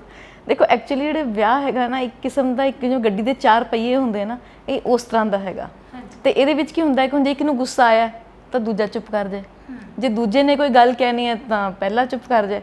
ਤਾਂ ਜੇ ਇਸ ਤਰ੍ਹਾਂ ਦਾ ਇੱਕ ਜੀਵਨ ਚੱਲਦਾ ਰਹੇ ਔਰ ਇੱਕ ਦੂਜੇ ਨੂੰ ਆਪਣੀ ਸਪੇਸ ਦਿੱਤੀ ਜਾਵੇ ਵੀ ਠੀਕ ਹੈ, ਜਦ ਤੇਰੀ ਬ੍ਰੇਕ ਦੀ ਲੋੜ ਹੈ ਤੂੰ ਬ੍ਰੇਕ ਮਾਰ ਲੈ, ਜਦ ਤੇਰੀ ਲੋੜ ਹੈ ਤਾਂ ਤੂੰ ਕਰ ਲੈ, ਤਾਂ ਉਹ ਇੱਕ ਬੜਾ ਅੱਛਾ ਸੁਖਾਵਾਂ ਜਿਹਾ ਮਾਹੌਲ ਹੋ ਜਾਂਦਾ ਹੈ। ਔਰ ਉਹ ਸ਼ਾਇਦ ਸਾਡੇ ਵਿੱਚ ਹੈਗਾ ਸੀਗਾ ਕਿ ਜੇ ਇੱਕ ਨੂੰ ਜੋ ਚੀਜ਼ ਚਾਹੀਦੀ ਹੈ ਤਾਂ ਅਸੀਂ, ਕਿ ਜਿਵੇਂ ਇਹਨਾਂ ਨੇ ਕਿਹਾ ਕਿ ਮੈਨੂੰ ਤਾਂ ਬਿਲਕੁਲ ਫ੍ਰੀ ਕਰ ਦਿਓ ਤੁਸੀਂ, ਤਾਂ ਵੀ ਆਲ ਐਗਰੀਡ ਟੂ ਇਟ ਕਿ ਹਾਂ ਵੀ ਠੀਕ ਹੈ, ਤੁਸੀਂ ਜਾਣਾ ਚਾਹੁੰਦੇ ਹੋ ਕਰੋ, ਅਸੀਂ ਤੁਹਾਡੇ ਕੋਲ ਕੋਈ ਸੀ ਉਮੀਦ ਨਹੀਂ ਕਰਦੇ, ਤੁਸੀਂ ਜਿਸ ਤਰ੍ਹਾਂ ਤੁਸੀਂ ਚਾਹੁੰਦੇ ਹੋ ਯੂ ਲਿਵ ਯੋਰ ਲਾਈਫ। ਜੇ ਤੁਸੀਂ ਇਸ ਤਰ੍ਹਾਂ ਕਰਨਾ ਚਾਹੁੰਦੇ ਹੋ ਤਾਂ ਠੀਕ ਹੈ, ਜੇ ਤੁਸੀਂ ਖੁਸ਼ ਹੈਗੇ ਤਾਂ ਉਂਝ ਹੀ ਮੈਨੂੰ ਦਿੱਤਾ। ਹੁਣ ਮੈਨੂੰ ਕਦੀ ਪਹਿਰਾਵੇ ਵਾਸਤੇ ਵੀ ਕਦੀ ਕੁਛ, ਮੈਂ ਬੜੀ ਕੰਫਰਟੇਬਲ ਨਾਲ ਟਰਾਊਜ਼ਰ, ਮੈਂ ਕਦੀ ਸੂਟ ਪਾ ਲਾਂ ਤਾਂ ਮੇਰੇ ਸਾਰੇ ਆਸ-ਪਾਸ ਪੁੱਛਣ ਲੱਗ ਪੈਂਦੇ ਕਿਤੇ ਭੋਗ 'ਤੇ ਚੱਲੇ ਹੋ, ਮਤਲਬ ਇਹ ਵਾਲਾ ਹਾਲ ਹੈਗਾ। ਤਾਂ ਮੇਰੇ ਲਈ ਤਾਂ ਜਿਸ ਤਰ੍ਹਾਂ ਮੈਂ ਚਾਹੁੰਦੀ ਹਾਂ, ਮੈਂ ਜਿਵੇਂ ਮਰਜ਼ੀ ਡਰੈਸਅਪ ਹੋਵਾਂ, ਕਦੀ ਕੋਈ ਬੈਂਡਿੰਗ ਨਹੀਂ ਹੈ। ਤਾਂ ਜੇ ਮੈਂ ਕਿਤੇ ਕੁਝ ਜਾਣਾ ਚਾਹੁੰਦੀ ਹਾਂ ਤਾਂ ਮੈਨੂੰ ਕੋਈ ਬੈਂਡਿੰਗ ਨਹੀਂ ਹੈ, ਬਾਹਰ ਘੁੰਮਣ ਜਾਣਾ ਹੈ, ਕੁਝ ਕਰਨਾ ਹੈ ਤਾਂ ਕੋਈ ਉਹ ਨਹੀਂ ਹੈਗਾ। ਤਾਂ ਐਵੇਂ ਇਹਨਾਂ ਨੂੰ ਹੈਗਾ ਜੇ ਕਿਤੇ ਜਾਂਦੇ ਕਿ ਮੈਂ ਕਿਸੇ ਬਾਬੇ ਦੇ ਆਸ਼ਰਮ ਤੇ ਜਾਣਾ ਹੈ ਕਰਨ ਵਾਸਤੇ, ਸਾਨੂੰ ਨਹੀਂ ਕਿ ਕਿਤੇ ਮਹਾਤਮਾ ਨਾ ਬਣ ਜਾਣ ਜਾਂ ਕਿਤੇ ਬਾਬਾ ਜੀ ਨਾ ਬਣ ਜਾਣ, ਤਾਂ ਐਸਾ ਕੁਝ ਨਹੀਂ ਹੈਗਾ। ਤਾਂ ਇੰਡੀਪੈਂਡੈਂਟ ਜਦੋਂ ਹੋਗੀ ਤਾਂ ਉਹ ਨਹੀਂ ਹੈਗਾ ਕਿ ਮੈਂ ਜਾ ਕੇ ਜਵਾਬ ਕੀ ਦੇਣਾ ਘਰ ਜਾ ਕੇ, ਮੈਂ ਹੁਣ ਕੀ ਕਵਾਂਗਾ ਜਾ ਕੇ। ਉਹ ਸਾਨੂੰ ਇੱਕੋ ਡਰਾਮਾ ਕਰਨ ਦੀ ਲੋੜ ਨਹੀਂ ਹੈ, ਬਿਕੋਜ਼ ਸਾਨੂੰ ਸਭ ਨੂੰ ਪਤਾ ਕਿ ਆਪਣਾ ਆਪਣਾ ਇੰਡੀਪੈਂਡੈਂਸ ਹੈ ਸਾਡੇ ਕੋਲ। ਤਾਂ ਉਹ ਬੜਾ ਇੱਕ ਮਾਇਨਾ ਰੱਖਦਾ ਕਿ ਉਹ ਮੇਰੇ ਖਿਆਲ ਹੈ ਕਿ ਹਸਬੈਂਡ ਵਾਈਫ ਦਾ ਰਿਲੇਸ਼ਨ ਅਗਰ ਇਸ ਤਰ੍ਹਾਂ ਦਾ ਹੋਵੇ ਕਿ ਇੱਕ ਦੂਜੇ ਨਾਲ ਠੀਕ ਹੈ ਸਾਥ ਚੱਲ ਰਹੇ ਹਾਂ ਬਟ ਆਪਣੀ ਆਪਣੀ ਲਾਈਫ ਨਾਲ ਜੀ ਰਹੇ ਹਾਂ। ਤਾਂ ਜਦੋਂ ਕਦੀ ਔਕੜ ਆ ਗਈ, ਜਦੋਂ ਉਹਨਾਂ ਨੂੰ ਆ ਗਈ ਤਾਂ ਮੈਂ ਸੰਭਾਲ ਲਿੱਤੀ, ਜਾਂ ਮੈਨੂੰ ਆ ਗਈ ਤਾਂ ਇਹਨਾਂ ਨੇ ਸੰਭਾਲ ਲਿੱਤੀ, ਤਾਂ ਉਹ ਇੱਕ ਬੜਾ ਇੱਕ ਹੈਲਦੀ ਬਣ ਜਾਂਦਾ। ਜੇ ਅਸੀਂ ਇੱਕ ਦੂਜੇ ਖਿੱਚਣਤਾਈ ਕਰੀ ਜਾਈਏ ਤਾਂ ਫਿਰ ਗੜਬੜ ਹੋ ਜਾਂਦੀ, ਫਿਰ ਹੁੰਦਾ ਵੀ ਕਦ ਜਾਏਗਾ ਤਾਂ ਬਾਹਰ ਮੈਂ ਦੇਖਾਂ, ਫਿਰ ਦੇਖਦੀ ਹਾਂ ਕੁਝ ਕਰਦੀ ਹਾਂ, ਤਾਂ ਉਹ ਚੀਜ਼ ਦਾ ਫਰਕ ਪੈ ਜਾਂਦਾ। ਤੁਹਾਨੂੰ ਕਿਵੇਂ ਲੱਗਦਾ? ਮੈਨੂੰ ਇਸ ਤਰ੍ਹਾਂ ਲੱਗਦਾ ਜੀ ਕਿ ਰਿਲੇਸ਼ਨ ਨੂੰ ਤਾਂ ਅਸੀਂ ਡਿਫਾਈਨ ਕਰ ਲਿਆ ਕਿ ਤੁਸੀਂ ਇਹ ਨਾ ਸੋਚੋ ਕਿ ਤੁਸੀਂ ਇਹਦੇ 'ਤੇ ਪੂਰੇ ਪੋਜ਼ੈਸਿਵ ਹੋ ਜਾਂ ਪੂਰੇ ਹੋ, ਪਰ ਇਹਦੇ ਨਾਲ ਇੱਕ ਚੀਜ਼ ਹੋਰ ਹੈ ਕਿ ਜਿਵੇਂ ਹੁਣ ਇਹਨਾਂ ਦੀ ਗੱਲ ਕਰ ਲੈਂਦਾ ਮੈਂ, ਇਹਨਾਂ ਦੇ ਵਿੱਚ ਆਪਣਾ ਵੀ ਇੱਕ ਸਪਾਰਕ ਸੀਗਾ, ਮਤਲਬ ਤੁਹਾਨੂੰ ਫਰੀडम ਮਿਲ ਗਿਆ, ਤੁਹਾਨੂੰ ਖੁੱਲ੍ਹ ਮਿਲ ਗਈ, ਉਹਦਾ ਸ਼ੋਸ਼ਣ ਵੀ ਹੋ ਸਕਦਾ, ਦੋਨੋਂ ਚੀਜ਼ਾਂ ਹੋ ਸਕਦੀਆਂ ਨੇ। ਬਿਲਕੁਲ। ਤੇ ਇਹ ਸਾਰੀਆਂ ਗੱਲਾਂ ਜਿਹੜੀਆਂ ਅਸੀਂ ਇੱਥੇ ਭੈਣ ਭਰਾ ਵਾਂਗੂ ਕਰ ਰਹੇ ਹਾਂ, ਇਹ ਸਿਰਫ ਆਪਣੇ ਜੀਵਨ ਦੇ ਤਜਰਬੇ ਸਾਂਝੇ ਕਰ ਰਹੇ ਹਾਂ, ਕਿਸੇ ਨੂੰ ਗਲਤ ਜਾਂ ਸਹੀ ਨਹੀਂ। ਉਸ ਸੋਚ ਨਾਲ ਮੇਰੀ ਬੇਨਤੀ ਹੈ ਵੀ ਇਹਨੂੰ ਨਾ ਅਸੀਂ ਸੁਣੀਏ ਤੇ ਨਾ ਦੇਖੀਏ। ਕਾਫੀ ਵਿਮਨ ਔਰ ਕਾਫੀ ਮੈਨ ਇਹੋ ਜਿਹੇ ਹੁੰਦੇ ਨੇ ਜਿਹੜੇ ਬਹੁਤ ਆਲਸੀ ਹੁੰਦੇ ਨੇ, ਤੋ ਉਹ ਇਸ ਫਰੀडम ਨੂੰ ਸ਼ਾਇਦ ਉਨੀ ਸਹੀ ਤਰ੍ਹਾਂ ਲੈ ਵੀ ਨਾ ਸਕਣ। ਇਹਨਾਂ ਨੂੰ ਜਿਹੜਾ ਫਰੀडम ਮਿਲਿਆ, ਫਰੀडम ਦੇਣ ਵਾਲਾ ਮੈਂ ਕੌਣ ਹਾਂ? ਪਹਿਲੀ ਗੱਲ ਤਾਂ ਤੁਸੀਂ ਇਹ ਵਰਡ, ਇਹਨੂੰ ਅੱਖਰ ਨੂੰ ਅਸੀਂ ਅਲੱਗ ਰੱਖ ਲਓ। ਇਹਨੂੰ ਜੀਵਨ ਜੀਣ ਦਾ ਮਾਹੌਲ ਜਿਸ ਤਰ੍ਹਾਂ ਦਾ ਕੁਦਰਤ ਨੇ ਮੁਹੱਈਆ ਕਰਾਇਆ, ਉਹਦੇ ਵਿੱਚ ਇਹਨੇ ਇਹ ਚੀਜ਼ ਨੂੰ ਸਾਬਤ ਕਰਤਾ ਕਿ ਮੈਂ ਇਸ ਕਾਬਿਲ ਹਾਂ। ਸਭ ਤੋਂ ਪਹਿਲਾਂ ਜਿਹੜੀ ਕਹਾਣੀ ਇਹ ਸੀ ਕਿ ਇੱਕ ਅਲੱਗ ਤਰ੍ਹਾਂ ਦੇ ਪਰਿਵਾਰ, ਜਿਹੜਾ ਕਿ ਇੱਕ ਸਾਡਾ ਆਮ ਸਧਾਰਨ ਨੋਰਮਲ ਜਿਹੋ ਜਿਹਾ ਸੁਸਾਇਟੀ ਦੇ ਵਿੱਚ ਇੱਕ ਪਰਿਵਾਰ ਹੁੰਦਾ, ਉਹੋ ਜਿਹਾ ਸੱਸ ਦਾ ਵੀ ਰਵੱਈਆ ਉਹੋ ਜਿਹਾ, ਘਰ ਵਾਲੇ ਦਾ ਰਵੱਈਆ ਵੀ ਉਹੋ ਜਿਹਾ। ਬਹੁਤ ਵਧੀਆ ਗੱਲ ਹੈ, ਤੁਹਾਨੂੰ ਐਕਸਪੀਰੀਅੰਸ ਮਿਲਿਆ, ਲਾਈਫ ਬੜੀ ਵਧੀਆ ਜਾ। ਨਹੀਂ ਤਾਂ ਜੇ ਤੁਹਾਨੂੰ ਪਤਾ ਹੀ ਨਾ ਲੱਗੇ ਵੀ ਇਹ ਵੀ ਸਭ ਕੁਝ ਹੁੰਦਾ ਤਾਂ ਸ਼ਾਇਦ ਸਵਾਦ ਵੀ ਉਹਨਾਂ ਮਜ਼ੇਦਾਰ ਨਾ ਆਉਂਦਾ। ਜਦੋਂ ਇਹਨੇ ਆਪਣਾ ਬਿਜ਼ਨਸ ਬਿਲਡ ਕਰਨਾ ਸ਼ੁਰੂ ਕੀਤਾ ਤਾਂ ਫਿਰ ਇਹਨੇ ਇਹ ਵੀ ਦਿਖਾਇਆ ਕਿ ਮੇਰੇ ਅੰਦਰ ਮੈਸਕੂਲਾਈਨ ਕੁਆਲਿਟੀਜ਼ ਵੀ ਉਨੀਆਂ ਜ਼ਬਰਦਸਤ ਨੇ। ਤਾਂ ਉਹ ਜਿਹੜੀ ਮੈਂ ਗੱਲ ਪਹਿਲਾਂ ਵੀ ਕਹੀ ਕਿ ਇੱਕ ਸ਼ੌਕਰ ਵਾਂਗੂ ਅਬਜ਼ੋਰਵ ਕਰਿਆ, ਜਿਵੇਂ ਹੁਣ ਵੀ ਇਹਨਾਂ ਨੇ ਗੱਲ ਕਹੀ ਕਿ ਜਦੋਂ ਇੱਕ ਪਾਸਾ ਹਾਵੀ ਹੋ ਰਿਹਾ, ਗਲਤ ਹੀ ਹੈ ਉਹ ਜਿਹੜਾ ਤੁਹਾਡੇ 'ਤੇ ਹਾਵੀ ਹੋ ਰਿਹਾ, ਉਹਨੂੰ ਇੱਕ ਹੱਦ ਤੱਕ ਅਬਜ਼ੋਰਵ ਕਰਿਆ, ਕੁਸ਼ਨ ਦਿੱਤਾ ਉਸ ਰਿਲੇਸ਼ਨ ਨੂੰ ਅੱਗੇ ਲੈ ਕੇ ਜਾਣ ਵਾਸਤੇ। ਮੈਂ ਨਹੀਂ ਕਹਿ ਰਿਹਾ ਕਿ ਸਹੀ ਹੋ ਰਿਹਾ ਸੀ, ਉਹ ਹਾਥੀ ਵਾਂਗੂ ਉਹਦੀ ਪੂਜਾ ਕਰਕੇ ਉਹਦੇ ਨਾਲ ਰਹਿਣਾ ਵੀ ਬੜਾ ਮੁਸ਼ਕਿਲ ਹੈ। ਉਸ ਤੋਂ ਬਾਅਦ ਜੋ ਕਮਾਲ ਇਹਨੇ ਅੱਗੇ ਕੀਤਾ, ਆਪਣੇ ਬਿਜ਼ਨਸ ਨੂੰ ਉਸ ਮਤਲਬ ਲੈਵਲ 'ਤੇ ਲੈ ਕੇ ਗਏ। ਪੈਸਾ ਤਾਂ ਕਮਾਇਆ, ਉਹ ਤਾਂ ਚਲੋ ਚੱਕ ਮਾਰ ਕੇ ਆਉਣਾ ਪੈਸਾ, ਪਰ ਜਿਹੜੀ ਕਲਾਇੰਟਲ ਹੈ, ਮਤਲਬ ਕਰੀਮ ਕਲਾਇੰਟਲ ਹੈ ਜਿਹੜੀ, ਉਹ ਸਾਰੀ ਨੂੰ ਇੱਥੇ ਅਟਰੈਕਟ ਕਰਿਆ। ਜਾ ਕੇ ਆਪਣੀ ਸ਼ਫਾ ਨੂੰ ਜਿਹੜੀ ਉਹਨੂੰ ਪੋਲਿਸ਼ ਕੀਤਾ। ਦੇਖੋ ਸਮੇਂ ਦਾ ਹਾਣੀ ਬਣਨਾ ਪੈਣਾ ਤੁਹਾਨੂੰ, ਖੜਾ ਤਾਂ ਪਾਣੀ ਵੀ ਬਦਬੂ ਮਾਰ ਜਾਂਦਾ। ਇਹ ਚਾਹੇ ਛੁੱਟੀ ਮਨਾਉਣ ਗਈ ਹੈ ਉੱਥੇ, ਪਰ ਇਹਨੇ ਇੱਕ ਪੈਸਾ ਕੈਲਕੂਲੇਟ ਕੀਤਾ ਹੋਇਆ ਸੀਗਾ। ਕੁਛ ਤਾਂ ਕੰਪਨੀਆਂ ਨੇ ਸਪੋਂਸਰ ਕੀਤੇ ਹੋਏ ਸੀਗੇ, ਕੁਛ ਆਪਣੇ ਪੈਸੇ ਵੀ ਖਰਚੇ। ਜਰਮਨ ਦੇ ਵਿੱਚ ਇਹਦੀ ਭੈਣ ਰਹਿੰਦੀ ਹੈ, ਕੁਛ ਉਹਨੂੰ ਮਿਲਣ ਦਾ ਮਤਲਬ ਸਾਰਾ ਸਿਸਟਮ ਜਿਹਾ ਬਣਾ ਕੇ ਗਈ ਹੈ। ਤਾਂ ਉੱਥੇ ਵੀ ਜਦੋਂ ਸਿੱਖਿਆ ਤਾਂ ਉੱਥੇ ਵੀ ਪੂਰੇ ਫਲਾਈਂਗ ਕਲਰਸ ਦੇ ਵਿੱਚ ਨੰਬਰ ਮਿਲੇ ਨੇ। ਅਤੇ ਜੇ ਮੈਂ ਕਹੂੰਗਾ ਕਿ ਸਾਡੇ ਘਰ ਦੀ ਇਹ ਹੀਰੋ ਹੈ, ਤਾਂ ਹੀਰੋ ਵਰਡ 'ਤੇ ਸ਼ਾਇਦ ਕਿਸੇ ਨੂੰ ਇਤਰਾਜ਼ ਹੋ, ਹੀਰੋਇਨ ਵੀ ਕਹਿ ਸਕਦੇ ਹਾਂ, ਬਟ ਹੀਰੋ ਦਾ ਮੇਲ ਔਰ ਫੀਮੇਲ ਨਾਲ ਕੁਛ ਨਹੀਂ। ਨਾਇਕ ਜਿਹੜਾ ਨਾਇਕ ਹੁੰਦਾ, ਤਾਂ ਉਹ ਇਹਨੂੰ ਮੈਂ ਕੌਣ ਕ੍ਰੈਡਿਟ ਦੇਣ ਵਾਲਾ, ਕਿਉਂਕਿ ਜੇ ਉਸ ਤਰ੍ਹਾਂ ਨਾ ਇਹਨੇ ਐਜ਼ ਅ ਵਿਮਨ ਬਿਹੇਵ ਕੀਤਾ ਹੁੰਦਾ ਤਾਂ ਸ਼ਾਇਦ ਕੁਛ ਹੋਰ ਹੀ ਕਹਾਣੀ ਹੁੰਦੀ। ਬਹੁਤ ਪਹਿਲਾਂ ਤਲਾਕਨਾਮੇ ਲਿਖੇ ਗਏ ਹੁੰਦੇ, ਬਹੁਤ ਪਹਿਲਾਂ ਗਮਨਾਮੇ ਲਿਖੇ ਹੁੰਦੇ। ਤਾਂ ਜਿਹੜਾ ਪੁਰਸ਼ ਹੈ ਔਰ ਨਾਰੀ ਹੈ, ਉਹਦੀਆਂ ਆਪਣੀਆਂ ਕਾਬਲੀਅਤਾਂ ਵੀ ਬਹੁਤ ਮਾਇਨੇ ਰੱਖਦੀਆਂ ਨੇ। ਸਜਗ ਹੋ ਕੇ ਜਦੋਂ ਤੁਸੀਂ ਇੱਕ ਰਿਸ਼ਤਾ ਬਣਾਉਂਦੇ ਹੋ, ਤੁਸੀਂ ਇਕਨੋਮਿਕ ਪੱਧਰ ਦੇ ਉੱਪਰ ਤੁਸੀਂ, ਤੁਹਾਡੇ ਕੋਲ ਕਿੰਨੇ ਪੈਸੇ ਅੱਜ ਹੈਗੇ ਨੇ। ਪੈਸੇ ਅੱਜ ਦੀ ਡੇਟ 'ਚ ਕਮਾਉਣੇ ਔਖੇ ਨੇ, ਪਰ ਇੰਨੇ ਵੀ ਔਖੇ ਨਹੀਂ ਹੈ ਕਿ ਵੀ ਤੁਸੀਂ ਕਮਾ ਹੀ ਨਾ ਸਕੋ। ਅੰਗਰੇਜ਼ੀ ਦੀ ਇੱਕ ਗੱਲ ਹੈ, ਉਹ ਕਹਿੰਦੇ ਨੇ ਕਿ ਐਕਸੀਲੈਂਸ ਦੇ ਚੱਕਰ 'ਚ ਗੁੱਡ ਨੂੰ ਕਿਲ ਨਹੀਂ ਕਰਨਾ ਹੈ। ਤਾਂ ਤੁਸੀਂ ਸ਼ੁਰੂਆਤ ਕਰੋ, ਇੱਕ ਕਦਮ ਸ਼ੁਰੂ ਕਰੋ, ਆਪਣੇ ਲਮਹੇ ਬਣਾਓ ਤੁਸੀਂ ਜਿਹੜੇ ਤੁਹਾਡੇ ਉਹ ਪਲ ਨੇ ਨਾ, ਜਿਵੇਂ ਮੈਂ ਪਹਿਲਾਂ ਕਿਹਾ ਵੀ ਆਪਣੀਆਂ ਬੇਵਕੂਫੀਆਂ 'ਤੇ ਹੱਸਣਾ ਸਿੱਖੋ ਪਬਲਿਕਲੀ, ਕਿ ਹਾਂ ਯਾਰ ਗਲਤੀ ਹੋ ਗਈ, ਤੇ ਇੱਕ ਦੂਸਰੇ ਨੂੰ ਇੱਜ਼ਤ ਦੇਣਾ ਸ਼ੁਰੂ ਕਰੋ। ਉਹ ਤੁਹਾਡੇ 10 ਰੁਪਏ ਵੀ ਲੱਖਾਂ ਕਰੋੜਾਂ ਵਰਗੇ ਨੇ। ਜੇ ਤੁਸੀਂ ਲੱਖਾਂ ਕਰੋੜਾਂ ਵੀ ਕਮਾ ਲਏ, ਤੇ ਜੇ ਤੁਸੀਂ ਆਪਸ 'ਚ ਅੱਗ ਦੇ ਗੋਲੇ ਵਾਂਗੂ ਬਲ ਰਹੇ ਹੋ, ਤੇ ਉਹ ਕਿਸੇ ਕੰਮ ਨਹੀਂ ਹੈ। ਤਾਂ ਹਰੇਕ ਮੈਰਿਜ ਜਿਹੜੀ ਹੈਗੀ ਆ, ਜਦੋਂ ਗੇਅਰ ਬਾਕਸ ਇੰਜਨ ਦੇ ਨਾਲ ਫਿੱਟ ਕਰਦੇ ਉਹਨੂੰ ਮੈਰਿਜ ਕਹਿੰਦੇ ਨੇ। ਉਹ ਗਰਾਰੀਆਂ ਨਹੀਂ ਤੋੜਦਾ ਇੰਜਨ, ਤੇ ਉਹਨੂੰ ਸਿੰਕਰੋਨਾਈਜ਼ ਕਹਿੰਦੇ ਨੇ ਆਪਸ ਦੇ ਵਿੱਚ। ਜੇ ਉਹ ਨਾ ਹੋਵੇ ਤਾਂ ਉਸ ਤਰ੍ਹਾਂ ਦੀ ਇੱਕ ਸਮੂਥ ਰਿਦਮ, ਉਸ ਤਰ੍ਹਾਂ ਦਾ ਇੱਕ ਸਮਨਵੈ ਜਿਹੜਾ ਹੈਗਾ, ਉਹ ਰਿਸਪੈਕਟ ਦੇ ਨਾਲ ਆਉਣਾ ਹੈ। ਰਿਸਪੈਕਟ ਉਹ ਨਹੀਂ ਹੱਥ ਜੋੜਨ ਵਾਲੀ ਹਾਥੀ ਦੇ ਸਾਹਮਣੇ, ਇਹ ਦੋਨੋਂ ਪਾਸੋਂ ਚੱਲੇਗੀ। ਤਾਂ ਮੈਂ ਇਸ ਚੀਜ਼ ਦਾ ਆਪਣੇ ਤਜਰਬੇ ਦੇ ਦਾਅਵਾ ਕਰ ਸਕਦਾ ਕਿ ਮੈਰਿਜ ਕੋਈ ਵੀ ਫੇਲ ਨਹੀਂ ਹੈ। ਅਸੀਂ ਉਹਨੂੰ ਫੇਲ ਕਰਦੇ ਹਾਂ। ਮੈਰਿਜ ਫੇਲ ਹੋਣ ਵਾਸਤੇ ਨਹੀਂ ਬਣੀ। ਮੈਰਿਜ ਤੁਹਾਨੂੰ ਅੱਗੇ ਲਿਜਾਣ ਵਾਸਤੇ, ਤੁਹਾਨੂੰ ਹੋਰ ਤਾਕਤਵਰ ਹੋਣ ਵਾਸਤੇ, ਤੁਹਾਨੂੰ ਪੂਰੇ ਸਮਾਜ ਨੂੰ ਸਮਝਣ ਵਾਸਤੇ, ਮੈਨ ਐਂਡ ਵੂਮਨ ਜਿਹੜੇ ਹੈ ਦੋਨੋਂ ਹੋ ਕੇ ਹੀ ਪੂਰੇ ਹੋਣਗੇ। ਇਕੱਲਾ ਕੋਈ ਪੂਰਾ ਹੋ ਨਹੀਂ ਸਕਦਾ। ਇਸ ਤੋਂ ਬਿਊਟੀਫੁਲ ਕੋਈ ਰਿਲੇਸ਼ਨ ਨਹੀਂ ਹੈ। ਉਮਰ ਤਾਂ ਵਧਣੀ ਹੈ, ਹੋਰ ਵਧਣੀ ਹੈ। तो ਇਹਨੂੰ ਸਕਸੈਸਫੁਲ ਬਣਾਉਣਾ ਕੋਈ ਜ਼ਿਆਦਾ ਮੁਸ਼ਕਿਲ ਨਹੀਂ ਹੈਗਾ। ਤਾਂ ਮੈਂ ਤਾਂ ਇਹੀ ਕਹੂੰਗਾ ਜੀ, ਤਾਂ ਸਾਡਾ ਹੀਰੋ ਇਹੀ ਹੈ। ਮੈਨੂੰ ਵੀ ਚੜਾ ਦਿੰਦੇ ਮੈਨੂੰ, ਨਾ ਹੈ ਨਹੀਂ। ਹਾਂਜੀ ਹਾਂਜੀ ਜ਼ਰੂਰ, ਤੁਸੀਂ ਦੱਸੋ। ਨਹੀਂ ਮੈਂ ਕਹਿਣਾ ਹੈ ਨਹੀਂ, ਮੈਨੂੰ ਚੜਾ ਦਿੰਦੇ ਜ਼ਿਆਦਾ। ਮੈਂ ਹੀਰੋ ਹੋਰ ਕੁਝ ਨਹੀਂ, ਮੈਨੂੰ ਲੱਗਦਾ ਵੀ ਜੋ ਬੰਦਾ ਡਿਜ਼ਰਵ ਕਰਦਾ ਉਹਨੂੰ ਉਹਦਾ ਕ੍ਰੈਡਿਟ ਵੀ ਮਿਲਣਾ ਚਾਹੀਦਾ ਹੈ ਨਾ। ਕਦੇ ਕਦੇ ਇਹ ਵੀ ਹੁੰਦਾ ਵੀ ਜਦੋਂ ਅਸੀਂ ਜਾ ਰਹੇ ਹਾਂ ਤਾਂ ਜਦੋਂ ਕਿਤੇ ਸਾਨੂੰ ਕੋਈ ਕਹਿੰਦਾ ਵੀ ਹੋਰ ਤੁਰ ਥੱਕ ਨਾ, ਹੈ ਨਾ, ਤਾਂ ਉਹ ਕਈ ਵਾਰ ਤੁਸੀਂ ਥੱਕੇ ਵੀ ਹੋ, ਤੁਹਾਨੂੰ ਤਾਂ ਵੀ ਹਿੰਮਤ ਮਿਲਦੀ ਆ। ਤੇ ਤੁਸੀਂ ਜ਼ਿੰਦਗੀ 'ਚ ਬਹੁਤ ਕੁਝ ਕੀਤਾ ਹੋਵੇ ਇਹਨਾਂ ਲਈ, ਤੇ ਜ਼ਰੂਰੀ ਹੈ ਕਿ ਤੁਸੀਂ ਉਹਦਾ ਕ੍ਰੈਡਿਟ ਆ ਜਿਹੜਾ ਡਿਜ਼ਰਵ ਕਰਦੇ ਹੋ। ਕ੍ਰੈਡਿਟ ਤਾਂ ਫਿਰ ਤੁਸੀਂ, ਮੈਨੂੰ ਪਤਾ ਨਹੀਂ ਕਿਉਂ ਮੈਨੂੰ ਐਂ ਲੱਗਦਾ ਵੀ ਮੈਂ ਇਹ ਵੀ ਗੱਲ ਕਹਾਂ, ਕ੍ਰੈਡਿਟ ਹਰ ਵਿਮਨ ਦਾ ਹੱਕ ਹੈ। ਬਿਨਾਂ ਤਨਖਾਹ ਲੀਤੇ ਸਾਰੀ ਜ਼ਿੰਦਗੀ ਉਹ ਪਰਿਵਾਰ ਨੂੰ ਪਿੱਛੋਂ ਸਪੋਰਟ ਕਰ ਰਹੀ ਹੈ। ਸਿਰਫ ਤਨਖਾਹ ਨਹੀਂ, ਉਹ ਤੁਹਾਡੇ ਤੋਂ ਐਕਨੋਲੇਜਮੈਂਟ ਵੀ ਨਹੀਂ ਭਾਲਦੀ। ਚਾਹੇ ਅੰਦਰੋਂ ਉਹਦੀ ਕ੍ਰੇਵਿੰਗ ਹੁੰਦੀ ਹੈ ਕਿ ਉਹਨੂੰ ਜਦੋਂ ਕੋਈ ਵਧੀਆ ਚੀਜ਼ ਬਣਾਵੇ ਤਾਂ ਉਹਦੇ ਬੱਚੇ ਕਹਿਣ ਕਿ ਮਾਂ ਸਵਾਦ ਆ ਗਿਆ, ਬਟ ਕਿਉਂਕਿ ਰਿਲੇਸ਼ਨ ਇੰਨਾ ਲੰਬਾ ਬਚ ਗਿਆ, ਅਸੀਂ ਸਾਰੇ ਬੱਚੇ, ਉਹਦੇ ਘਰ ਵਾਲੇ, ਉਹਦੇ ਸਹੁਰਾ, ਸਾਰਿਆਂ ਨੂੰ ਇਹ ਲੱਗਦਾ ਕਿ ਤੂੰ ਤਾਂ ਕਰਨਾ ਹੀ ਹੈ, ਤੇਰੇ 'ਤੇ ਤਾਂ ਮੁਖਤਿਆਰਨਾਮਾ ਲਿਖਿਆ। ਤਾਂ ਉਹ ਬਣਦੀ ਐਕਨੋਲੇਜਮੈਂਟ ਵੀ ਨਹੀਂ ਮਿਲਦੇ। ਇੱਕ ਵਿਮਨ ਦਾ ਕੰਟਰੀਬਿਊਸ਼ਨ ਕਿਸੇ ਵੀ ਉਹਦੇ ਤੋਂ ਕਿਤੇ ਜ਼ਿਆਦਾ ਹੈਗਾ। ਤਨਖਾਹ ਲਈ ਕਦੀ ਤੁਹਾਡੇ ਮਾਂ ਨੇ ਕਦੀ ਉਹ ਕੰਮ ਕਰੋ, ਕਿੰਨਾ ਕੰਮ ਕੀਤਾ ਉਹਨੇ, ਕੋਈ ਸੰਡੇ ਨਹੀਂ, ਕੋਈ ਛੁੱਟੀ ਨਹੀਂ, ਕੋਈ ਦਿਨ ਨਹੀਂ, ਕੋਈ ਤਿਉਹਾਰ ਨਹੀਂ, ਆਪਣੇ ਨਿੱਜ ਤੋਂ ਪਹਿਲਾਂ ਉਹਨੇ ਆਪਣੇ ਪਰਿਵਾਰ ਨੂੰ ਰੱਖਿਆ। ਤਾਂ ਉਹ ਬਣਦਾ ਤਾਂ ਸਤਿਕਾਰ ਜਿਹੜਾ ਹੈਗਾ ਉਹ ਮਿਸਿੰਗ ਹੈ ਸਾਡੀ ਸੁਸਾਇਟੀ ਦੇ ਵਿੱਚੋਂ ਕਿਤੇ।